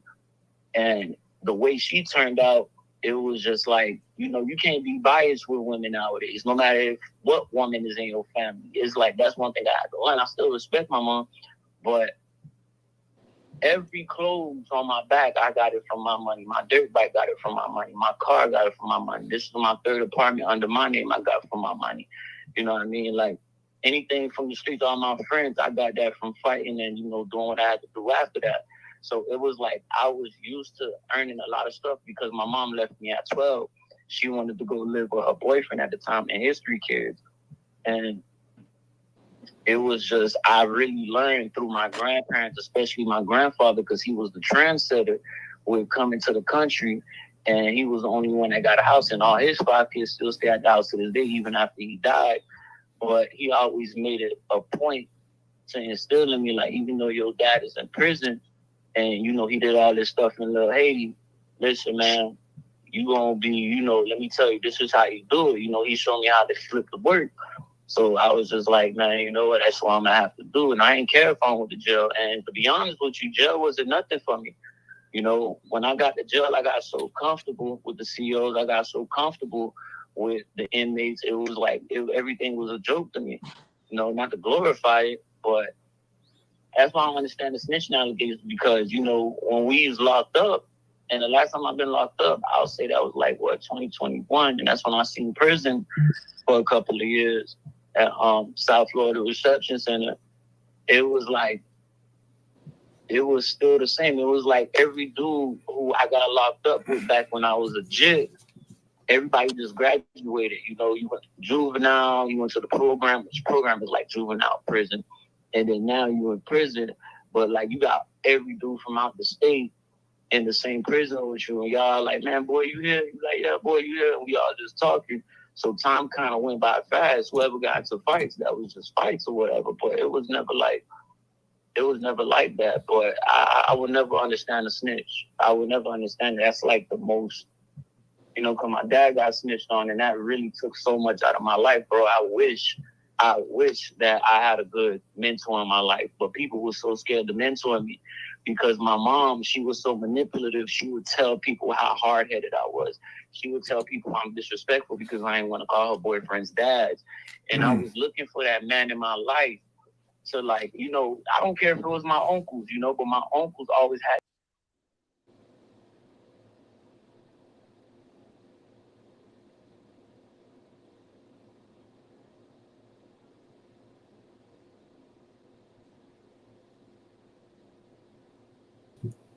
That was real deep, man. That was real deep. But man, all I'm gonna say, man, you're a very intelligent, articulate young man, and it's good that you was able to process what you seen in your life that led you up to where you are in your life, like you said, being arrested 8 times or whatever. So at least you got a grip on what the foundation is. So now you just got to shake those roots loose and spread some new branches. You know what I'm saying? And it sounds like you're on the right path, man. This is my number. Text me your name if you want to keep in contact. We can most definitely do that. And I'll be, your big brother, not your daddy. No, I got you, bro. Man, I appreciate you, man, just even picking up, man. All power to God for that, man, for everything you said, man. Keep going, man. Be prosperous. All right. Thank you, family. I appreciate you. Y'all want to say something to him, Boots? Yeah, man. He spoke very articulate, man. I thought you was way older than how you sounded as well, my brother. And keep your head straight, because you're on the right path. For you, it's like a person that used drugs. In those classes, they tell you the first thing that make you be able to get to win and get off drugs is admitting the problem first. And you admitting the problem. You hate the streets. You witness jail, so you know that it's a problem. And your next step now is to go out there and create something positive. It's too much going on. We got the power of the internet, can make a lot of money. You can market whatever and sell whatever off the internet. So you're on the right path, my brother, and I commend you. Yeah, I commend you as well, bro, man. You know what I'm saying? Keep thinking for yourself. Think outside the box. You know what it is. You got it all figured out right now. You just got to apply it, man. I salute you, bro. All right, let me call my man back, D35, see what's up. If you call and I don't answer, I'll call you back, so listen out for the call back, all right? Yo, what's up? What's good? What's good? No, I'm just, I want to comment on the Meech situation. You do know you live, right? Hold on, you do know you live, right? Yes, sir. No, I just like to say that because I don't want nobody to get up here and later on say, Nigga called me and didn't tell me. And I know it's a lie, but I just try and keep my honor intact. But go ahead. Oh no, okay. So I just got a question. So if Meech orchestrated to deal with Cuffy and Suarez, why isn't on the indictment? Why is he not indicted? Either he cooperated or he an agent to me. You see what I'm saying? That's how YouTube is. I love the way you said that, right? And we're gonna have a good, intelligent conversation.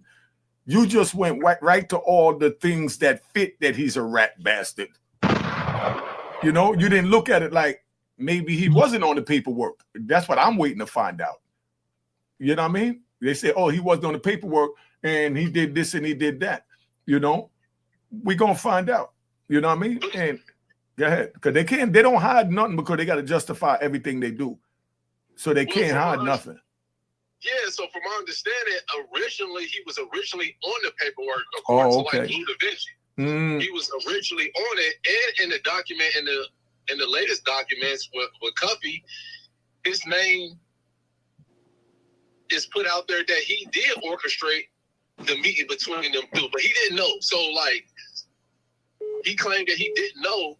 But if I didn't know something, if I didn't know this person I'm dealing with is the feds or a federal informant, and I give her a play about some drugs or something illegal, I automatically is put myself into this indictment or this conspiracy. Exactly.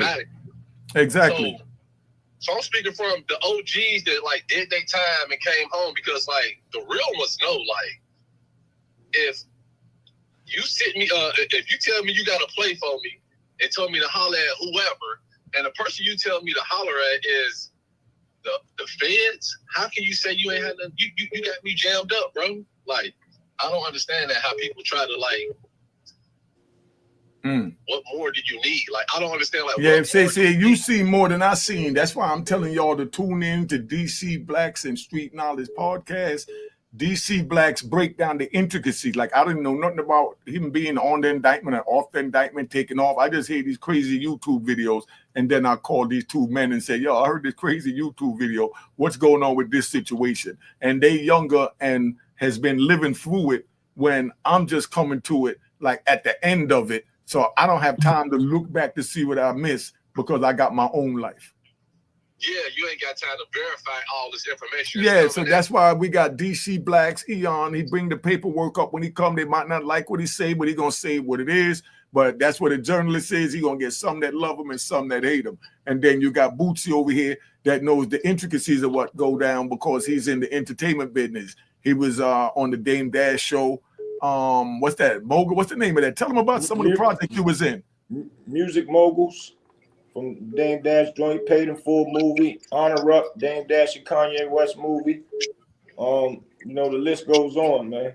You know, and see, he's connected to that. So that's my ear to the entertainment, whatever, because I could trust what he tell me. And then that don't mean what he's telling me is true, but I'll be able to see my truth in that, how I comprehend that. And then I'll let him know my truth. And then he could walk away and either adapt it, intertwine it, or leave it alone and say, I don't agree with that shit, big homie saying, because that's the way it is. But, you know, go ahead, family. You saying something? Okay, so I got another, like. Hey, yo, hold up, son. Hold on. I just gave you a question. Did you hit the like button at least?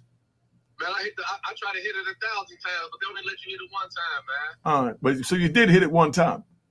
Yeah, I did the most. Okay. Sure. So you hit the. Okay, let's get this right. Y'all add this up. I hit the like button when you held the gun sideways and started clapping at me, man. So I had to. All right. But let me say this, Bob. Now you hit the like button, and you call in and you get a chance to talk. And a matter of fact, I didn't answer because I was on the phone. You text, and then my people responded, and then now I'm calling you back, right? And we did a great question, right? It was dope, right? Mm-hmm.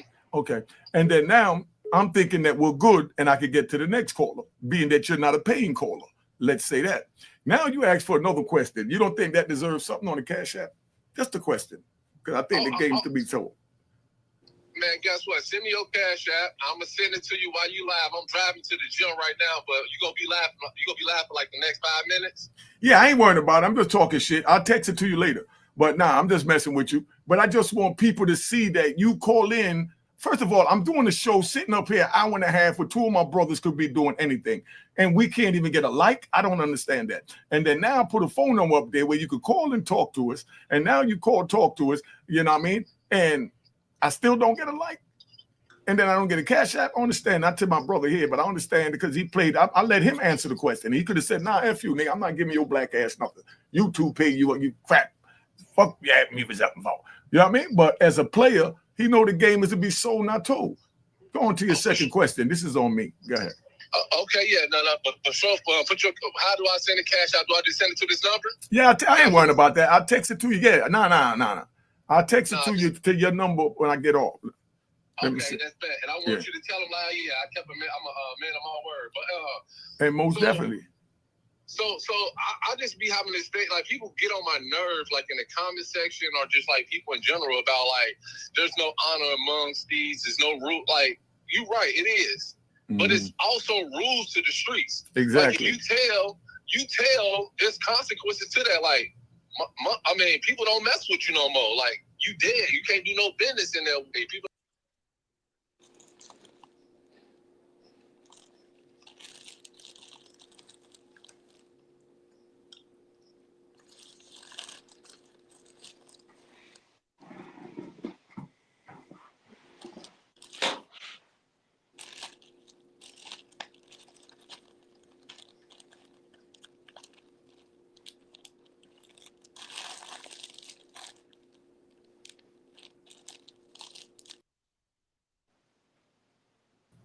Nice. I like that.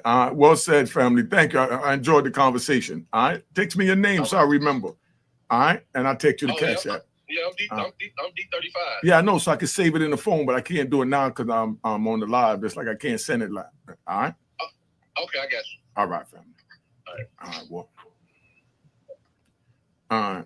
267 was calling. I think that's down PA area. But you know, that's where we at, man. So what up? Hello? Yeah, what up? What's going on? Street Media TV. You know you're being recorded, Street Media TV. Go ahead. Absolutely, OG.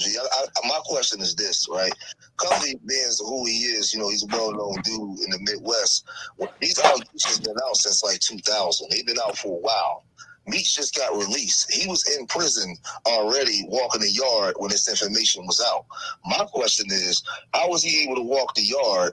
And y'all the perfect people to ask. How was he able to walk the yard the way he did without no problems when you got this guy saying that he's a CI, he set him up. I mean, going from one prison to the next, being moved around in the feds, he came home celebrated. This stuff didn't really make traction until 50 said something, but this has been out for the last almost 5 years. And he's just coming home. That's my question. Okay, so my answer to your question, then my panel is going to answer, is that when you're in, and Eon, I want you next so you can piggy on this. If I say something wrong, you feel wrong, say it. That way they know we don't do no bias. We just give straight facts. Like you said, there's rules. Now, a dude like Meech, right? Look how hard it is to get the paperwork now and all this you got to go through. So this paperwork is not like on the computer. You got to look deep within the case, and that's what the feds do. They hide it like a needle in a haystack that nobody won't see it unless they go digging for it. You understand? So now as far as when he's moving around, nobody knows nothing about Tammy but y'all out here. I was in there. I never even heard of Tammy Cohen. You know what I mean? And to my knowledge, I might be wrong. Eon can answer this. I don't know of Meech being in the penitentiary. What penitentiary was he in, Eon, if you know? He wasn't never in the penitentiary. He was in the Smoot band. He was in the Smoot program at Lewisburg. But that's what I was going to say when I got to his question. He was never he never walked the penitentiary. Thank you. No, that's where I'm going. I'm gonna let you take over right now. But I just wanted you to piggyback so they know that we're speaking facts. It ain't no I'm saying something you agreeing with it. You're gonna articulate it your way. Now, you go to a FCI and 98% of the dudes they're told. You know what I mean? You go to the penitentiary, then you got maybe 70% that told, and I'm keeping it 100. And then you got a group of men that we stay in our circle because if we hear these suspicions like a third party corporation, we just don't deal with them. We ain't gonna go looking for no papers. We just ain't gonna deal with them. And no, they need to keep their ass over there. And that's how that move. But, to my knowledge, as I was saying, he was only in the FCI where, like I said, 98% told, but let them tell it. 100% of them is honorable men and never told, but 98% told, So he didn't make it in the penitentiary where somebody might have, been looking or digging and found something on him. He was in a place where they didn't really check paperwork. That's Big Meech. He come on the compound. He ain't got to show no paperwork in no FCI, in no medium. And that's why they kept him there. Now, for them to keep him there, I'm going to keep it 100. You know what I mean? And he getting in trouble. When he came out to Smooth, where did he go? He went to another FCI. I can't remember that's the point. He went to, but that's an anomaly as well. Yeah, thank you. And that's what I'm gonna let you finish all of this that I could get off the screen and enjoy my little behind the scene. But now, he went to a maximum security SHU lockdown. That's the Smooth program, right? You stay there for at least 18 to 24 months. They fluctuate whether it's 18 or 24, whatever. Like 9 months over here with just you and your cellie to see if y'all kill each other. If y'all don't kill each other within this 9, I'm keeping it 100. If you're right or wrong, Eon. Yeah. I'm gonna let you break the Smooth program down. Because that's his channel, what he focuses on. So I don't want to take away from that. But and I give a little bit of entertainment and everything. And like I said, we share the love over here at the Mecca. But he hasn't been to a penitentiary where they check papers. You don't go from the Smooth. I'm not putting no insinuendo. I'm telling you a fact. I don't know not one man that left the Smooth and went to a FCI. Because when you go to the Smooth, you're a maximum security prison. So when you come out, they only take you down one level at a time unless they put in what they call a management variable and they waive your security level where you don't have any security level, and then they just put you down on the bottom. They're not doing that for somebody coming out of Smooth, especially somebody like Big Meech, unless they're trying to protect them. I'm just telling you how I know it play out. Not saying he's no rat, but I've never seen that. Yeah, y'all OGs got to break this down for YouTube because there's a lot of people talking that's never been off the porch. Thank you. Got an opinion. And see, guys like y'all know the difference between the penitentiary and the FCI. So what you just broke down, a lot of people don't know the difference. So when people ask, well, how was he walking the yard? You just articulated that he wasn't in the penitentiary; he was in the FCI. Most people don't know the difference, because that's the question I was asking. Like, well, wait a minute, this stuff been out. He been called a rat by a big time guy already. He was in jail safe. But the way you explained it, I understand now. YouTube is not going to explain it like that. Yeah, because they ain't been there. They just up here just trying to make content and make up anything. But Eon, break it down as far as from your point of view, even if you say the same thing in your own words so they can hear it differently, so that they know that, you know, you've been there, done that. So they know not to go to prison, not to come off the porch. That's the only way to guarantee not going to prison. Only way to guarantee not getting hit by cars, don't take your ass in the street. Now, go ahead, Eon. Yeah, I definitely agree with that. But like the brothers already, he done caught on to what the matter is. So now when they talking about Lewisburg, if you watch any of these old YouTube videos, you might some people could get confused, because Lewisburg used to be an open compound, a real serious penitentiary, like one of them ones you may see a movie about, where there was all type of money being made and all type of violence going on. But the federal government now has this thing where as though they lock people down, and you can't make every prison a lockdown prison. So Lewisburg has a program that's a punitive program. As he said, it's the smooth program. You go there for getting in trouble. Most dudes, that's my homies that was there when Meech was there for assault, stabbing somebody, deleting somebody. But Meech came there basically for cell phones and having contraband. So once he gets there, he's already on a specific type of level. Everybody that I know, I hear a lot of YouTubers now saying, oh, you can't do this, this is impossible. But Unique just gave you the exception, the management variable play. But all of my homies that went to the smooth program, when they left the smooth program, they went to a Hazelton, they went to a Big Sandy. When Meech left the smooth program, don't quote me on this, he did go to a FCI, but I believe he went to a FCI somewhere all the way out in Oregon or somewhere, but I'm not mistaken, because he's been on a whole bunch of FCIs. I don't believe he went to Jessup from there, but that's not my point. But the anomaly or the situation is not like nobody else's situation, is that when he finished at Lewisburg, he went to a FCI. But I want to make a point out for brothers on the phone that spoke about why didn't none of this stuff occur. If you go back and you read, and I'm not telling you to do it because I already done it. If you go back and read the Terry White case, and there's testimony in it from Jack Harvey, and there's testimony in it from Jack Harvey in the Deion Gatlin case, in the footnotes of one of the cases, it speaks about the BOP being so concerned about the information with Tammy coming out that they locked Big Meech down, or Demetrius rather, for his own safety. So this has been an issue. And I noticed you said, it's, just come up about 5 years ago, maybe for the YouTube crowd, but for dudes that was in the streets and dudes that had big drug cases, they've been talking about this thing since it's been on pace in like 2015, when Cuffy's paperwork and stuff started to surface from the Frank Stern, which is actually 2016 when the one was published. So, people that's in the know of this stuff, not necessarily the hip hop culture or the YouTube culture, dudes that's really drug traffickers and law experts, they've been aware that there was some suspect stuff going on with this, going all the way back to the Terry White case, bro.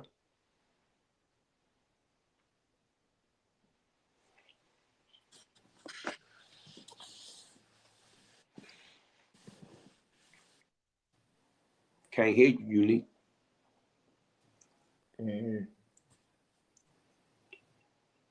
Can't hear you, bro. Yeah, they use that full security level. Unique. No, dudes like us on the street, we know who you are. My thing is, I'm glad. I just want to thank y'all for actually you guys for speaking, because you guys are qualified to speak on this conversation. YouTube has opened up the door and let guys that's still on the porch have an opinion. But I'm glad that you guys is breaking this down to give people clarity to what's going on. But I just wanted to. I had already had the answer, but I called up to ask the question because I wanted you guys to articulate this back to the people. The difference between the USP and the FCI. But I didn't know where they had Cuffy yet. But I know that the cartels and people on the street, if that dude's snitching, they already know he's snitching. They already know he's snitching. He can't get to the level that he was on and be ratting, and them guys on that level don't know. They got the information already. But that's all I wanted to say, man. Shout out to y'all. All right, thank you, family. So that's where we don't have some good calls, man. Hold up, let me call this other one back. We don't have some good calls that articulate themselves and had good questions. But if I don't answer, that's because I'm gonna call you back, so don't bug out. But read the question on the screen. Go ahead, Eon, you got something to say? I want to address that question on the screen. I see a lot of people keep saying, I see a lot of people keep saying, oh man, if my name is hooked up and this and that, don't call me, don't do that. That's not the way convicts operate, bro. Thank you. If I'm in Lewisburg and Unique, you in Colorado, you USP, and I say, yo, Unique, whether it be violent crime or drug dealing crime, and I say, yo, Unique, your paperwork, your name coming up in my paperwork, I'm going to court, bro. I'm sending you an affidavit. I'm telling you to come and support me, bro. For you not to come and support me raises a red flag. I reverse the roles. If I'm in the prison and you're in the prison and we alleged to have been associates in something, you say, E, they're alleging your name in it, I am going to support the defense, bro. That's my answer to that question. Yeah, go ahead. Hello? Yeah, we hear you. Go ahead, call on the phone, Eon. We listening. Man, this Black Prime TV, man. What's up with you? I'm good. What's up? Man, it's a couple things that just is. I gotta ask myself. I keep asking myself, like, when did all this start? It really started when Whack 100 and Blue found out he was coming home. That's when Blue started pushing this snitch narrative on Meech. I thought it was to take the focus off of him in his safety valve, because at first everybody was talking about Blue in his safety valve. Why you got a safety valve? Whack 100 was pressing me. Then all of a sudden, Blue got the narrative to switch with Whack 100 about me snitching. Mm-hmm. You see what I'm saying? To put the focus off of him. I know Whack 100 is not credible, fam, but I'm just saying where it started from, fam, and it started from a non-credible source. You right, 504. Absolutely right. You see what I'm saying? So now, when you go to everything everybody's talking about, it started from a non-credible source, the whole thing. You see what I'm saying? So now, it's like, if it started there, to me, all this is BS. Like, it comes from that, though. So it's stemming from BS. You see what I'm saying? Meech ain't stupid. You don't move and get money like that. He's not a stupid man. You see what I'm saying? So let me say this, Rob. I was taught that there's two type of people in prison, right? The two type of people in prison is those that broke the law, and then you got a criminal. You understand? A criminal is one that continuously breaks the law. Someone that broke the law is someone that was riding and ran over somebody and got a vehicle homicide. You know what I mean? They broke the law. Somebody that, just got access to some drugs and started selling some drugs. They just broke the law. A criminal is someone like the young man I just talked to earlier, and not to disrespect him, but just calling a spade a spade. He said he's 27 years old and been arrested 8 times, man. That man was honest about his life. I like him a lot, and I look forward to talking to him. And I just met him on this live, and I'm gonna be there for him because he could teach me a lot, because he understand what went on in the trenches while I was gone from the trenches of the 90s. Right. You understand what I'm saying? So I learned from everyone. Like, I came home and I picked Bootsy brain about everything. How they throwing parties now, how they doing this now, how they doing that now. You know what I mean? And and I'm like, yeah, come on, big homie, blah, blah, blah. And he's like, nah, you the big homie. Nah, stop it, my nigga. You giving me game right now. So you my big homie right now. You the big homie for your generation. Because I don't care about titles, big homie, little homie. That's irrelevant. That's my man. That's my brother. But if somebody else want to say, oh, that's Unique, big homie, that's dumb. And I'm not going to correct them. Nah, ain't a big homie. But, where I'm at with this is, it's like, take over here. Man, I done got caught up and engulfed in these comments and see a lot of people saying stuff. And even the brother just pointed out, I gotta, this, I don't want to play with your platform. So, on my platform, I got this thing that I've been saying about BMF is an on joke on my platform. And I keep saying IMF. And people think I'm just bullying them and trolling them. But if you read the cases like I read the cases, bro, I know everybody who get caught up in a drug type of organization case, right? Drug conspiracy. I know that there's always informants in it, okay? But you rarely see cases that's connected to cases again, at least 3 generations down legally. they have the same informants in the same goddamn case, bro. Like at no point do we say I'm not promoting violence. I'm not promoting gangsterism. Oh, no, I agree with you. At no point do we say we can't deal with this person again. One person catch a case, it's the same informant. The second conspiracy comes around. The same informant is in there. The third conspiracy comes around, and we still keep saying, "Oh, they didn't know." All right, it better not be another conspiracy to come up. They got Tammy, Demetrius, and nobody else from this BMF in it. It should never be a fourth case with the same informant in it. Correct? Hold on. You say, because I don't know, like I said, that's why I got them up here and they schooling me so I could give y'all some more, street knowledge, like I'm on street knowledge podcast on the situation. Right? You're telling me, right, Eon, what you just said, what I heard you said, is that their names is on 3 different cases? No, I'm saying that the same informants. Yeah, the informants. That's what I'm talking about. Yeah, the same informant is on 3 different cases. Yes. Okay. At what point do we realize that this is an informant? No. Once that first group go down and that person don't go down, now they become a suspect. Now, when the second one go down, after they already had the suspect title, now this is where he gets his head flown in our time. You understand what I'm saying? But now there's no consequences to the actions, so he could go do it a third time. Correct. You understand? Right. And then if you look in another 8 months, you might see it a 4th time. But which is what I'm saying now. We should never see this again. But that's just me talking, right? Because if you read the case, right? Tammy, we just gonna say Tammy, okay? Tammy provided actionable quote unquote information monthly. So that means that there's a multitude of people, although they had a scam or a scheme to get Mexican nationals so that she would never have to testify. Jack Harvey educated on how to be an informant without ever having to testify. That's why I say that these informants, they are evolving, but it's not the regular rat that got caught in the car with something to say, oh, I'm gonna tell now. This person has experience in doing this. So I take you back to the Terry White case. People don't know who Terry White is. Terry White is the guy who she cooperated against and got hundreds of thousands, well, got some tens of thousands of dollars at one point in time. But my point is that he has 3 cases. He caught a case in he caught a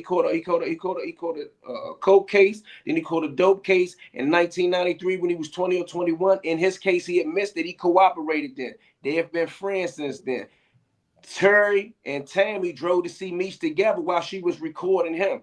Her name is in Terry's paperwork. Terry's name is in the paperwork when you read Cuffy case. And I'm just saying there's too many informants that's constantly dealing with each other at the same time, bro. And she was still going to visit this dude after she sent this dude to prison.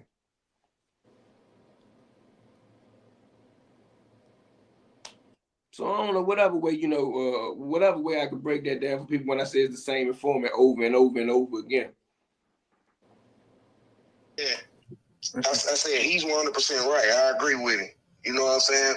It's just certain things people's not talking about. It's like, I'm trying to understand, how did Cuffy get 27 years sentence, and he got in his paperwork, he done knocked off 2 Fed witnesses that was informants, and he knocked them down.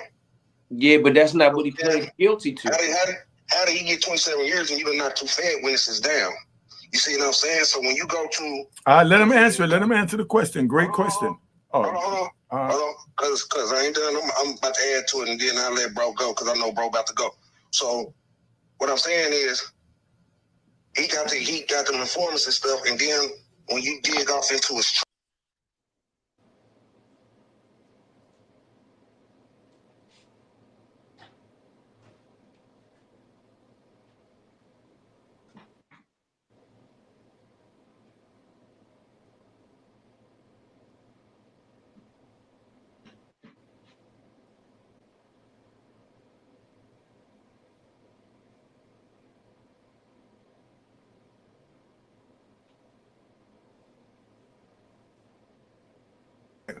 Oh, man, go ask the question. I forgot. I got to be up there for them to hear it. Go ahead. What's your question? The last part you had. Sorry about that.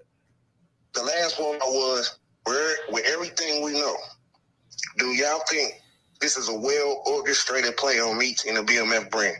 Period. Right there, Eon. All right, I'm gonna try to answer the second one and pass it, but the first one, a person has to understand, and I'm not challenging your understanding of federal law. I'm just explaining, okay? Cuffy pleaded guilty to 2 different things. He pleaded guilty to 10 years, 120 months to the conspiracy to possess more than 5 blase at the time, which originated from the affidavit that was submitted with his name, Suarez's name, and Meech's name on it that led to a wiretap. This wiretap led to multiple other drug transactions. Then he went down on another one, kind of like the game Hot Potato. You dig what I'm saying? It went from one place to the next place to the next place, and then he got popped. But it all started there. That's 120 months. They allowed him to plead guilty with no indictment on that because of all this BS that's going on with that case. That's the first 10 years. Cool? You with me? Yeah, I'm with you. All right, now let's get to the 17 years.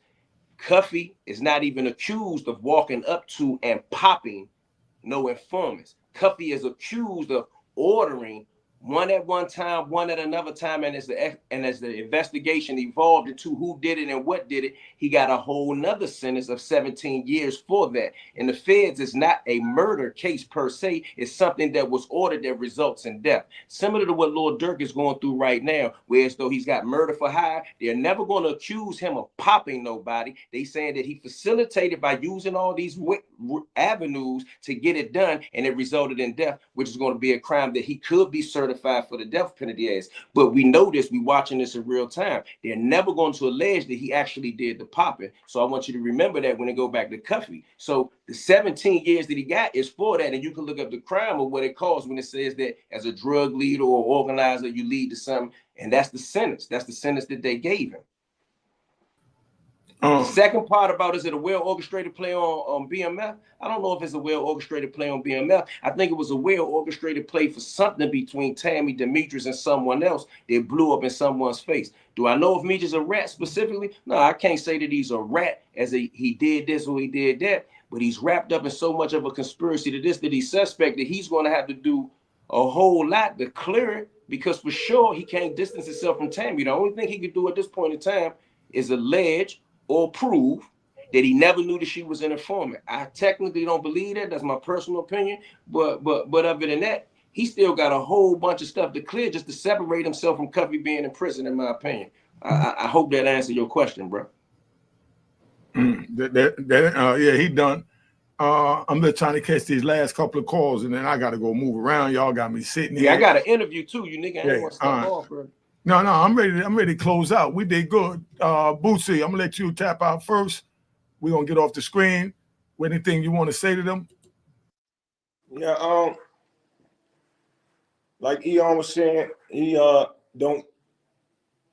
said he personally believes that Meech knew. So once Blue showed the interview that he said he told him, and Meech said, well, that ain't got nothing to do with him. That automatically shows that he did know, but he was just mostly important, worried about getting that movie out and whatever, through Tammy. So basically what Eon said got to be correct, because he admitted to it over the phone that he knew.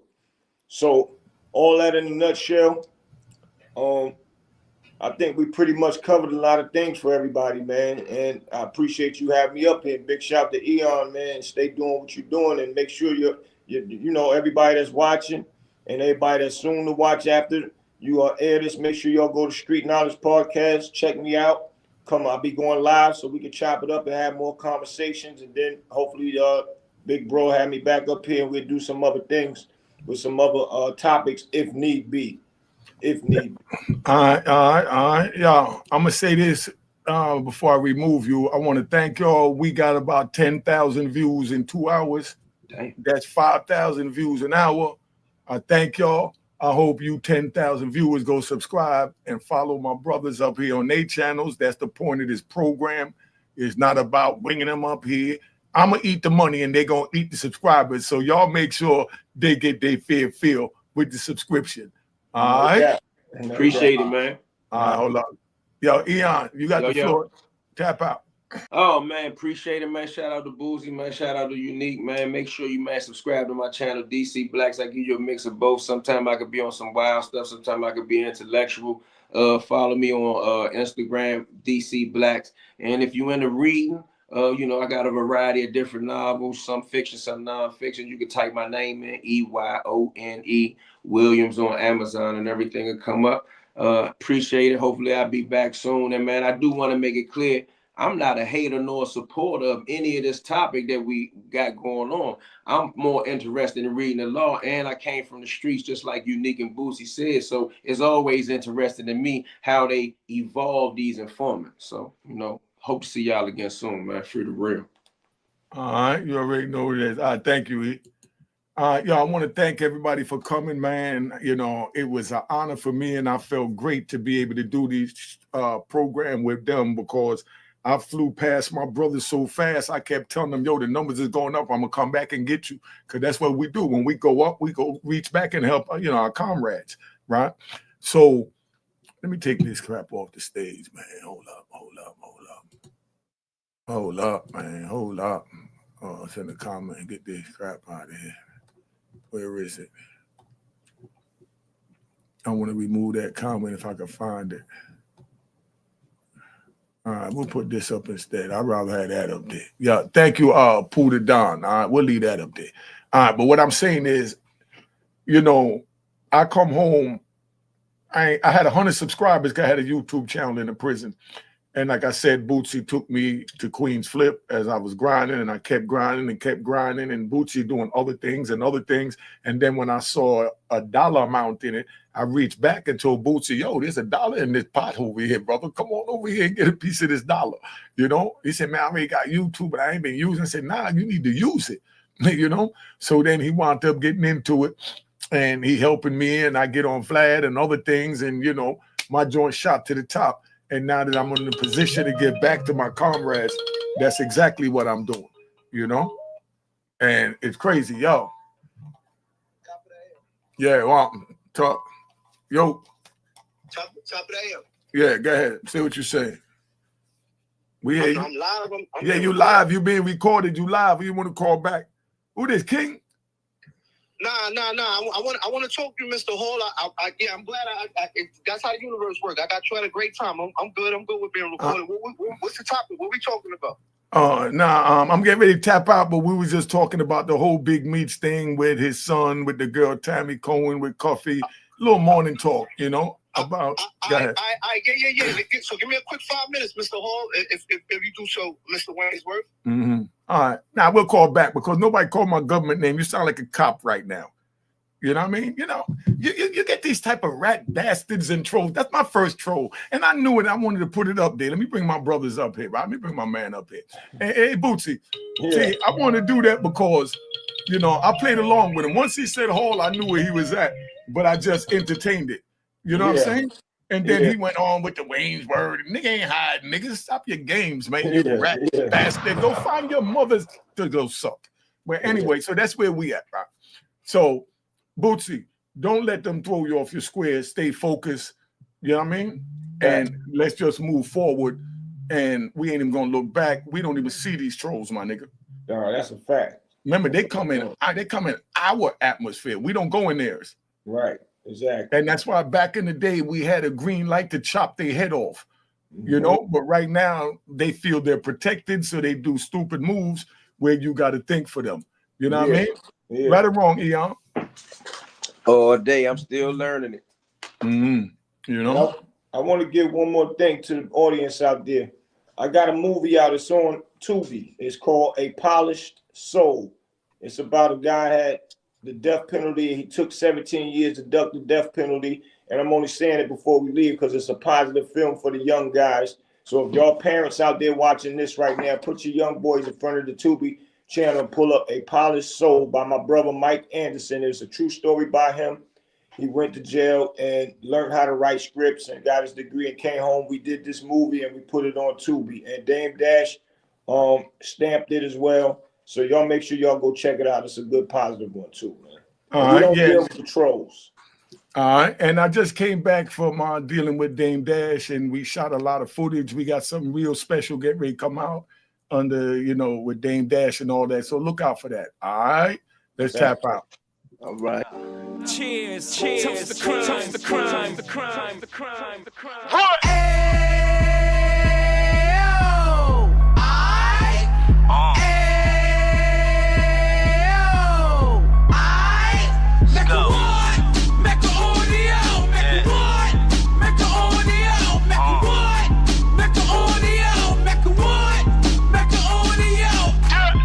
Fresh out the can of 26, he back on the strip, getting back in the mix. What he mentions a gift. You stand up 10 toes down, and I suggest you pay attention to this.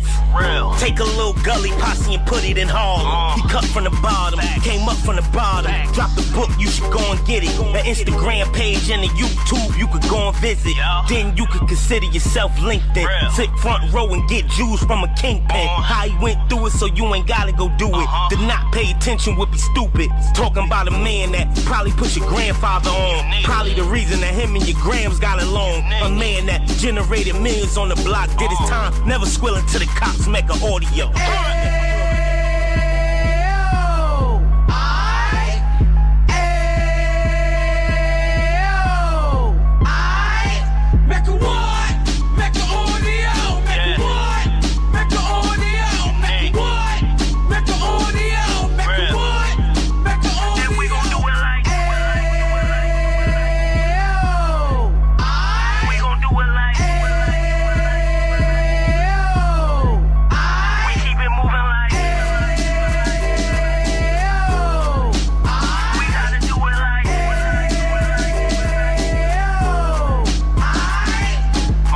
Get it live like 2 G's in the 90s. Drop top beamer so shiny. I let shorty go, she was whiny. Treat her like my past, she behind me. Spend a couple bands on the Dapper Dan. You be back again, getting green like a Packers fan. No cap, it's a roaring uptown. They be horn uptown, Dominican bust downs. Now we on the positive, we got a lot to give. Now you trying to stop the kids from being inoperative. So take heed, homie, lend a ear. He started in uptown, he gon' finish dead. But now it ain't about selling drugs, buying cars. It's about buying property to make the community ours, so we can give back to the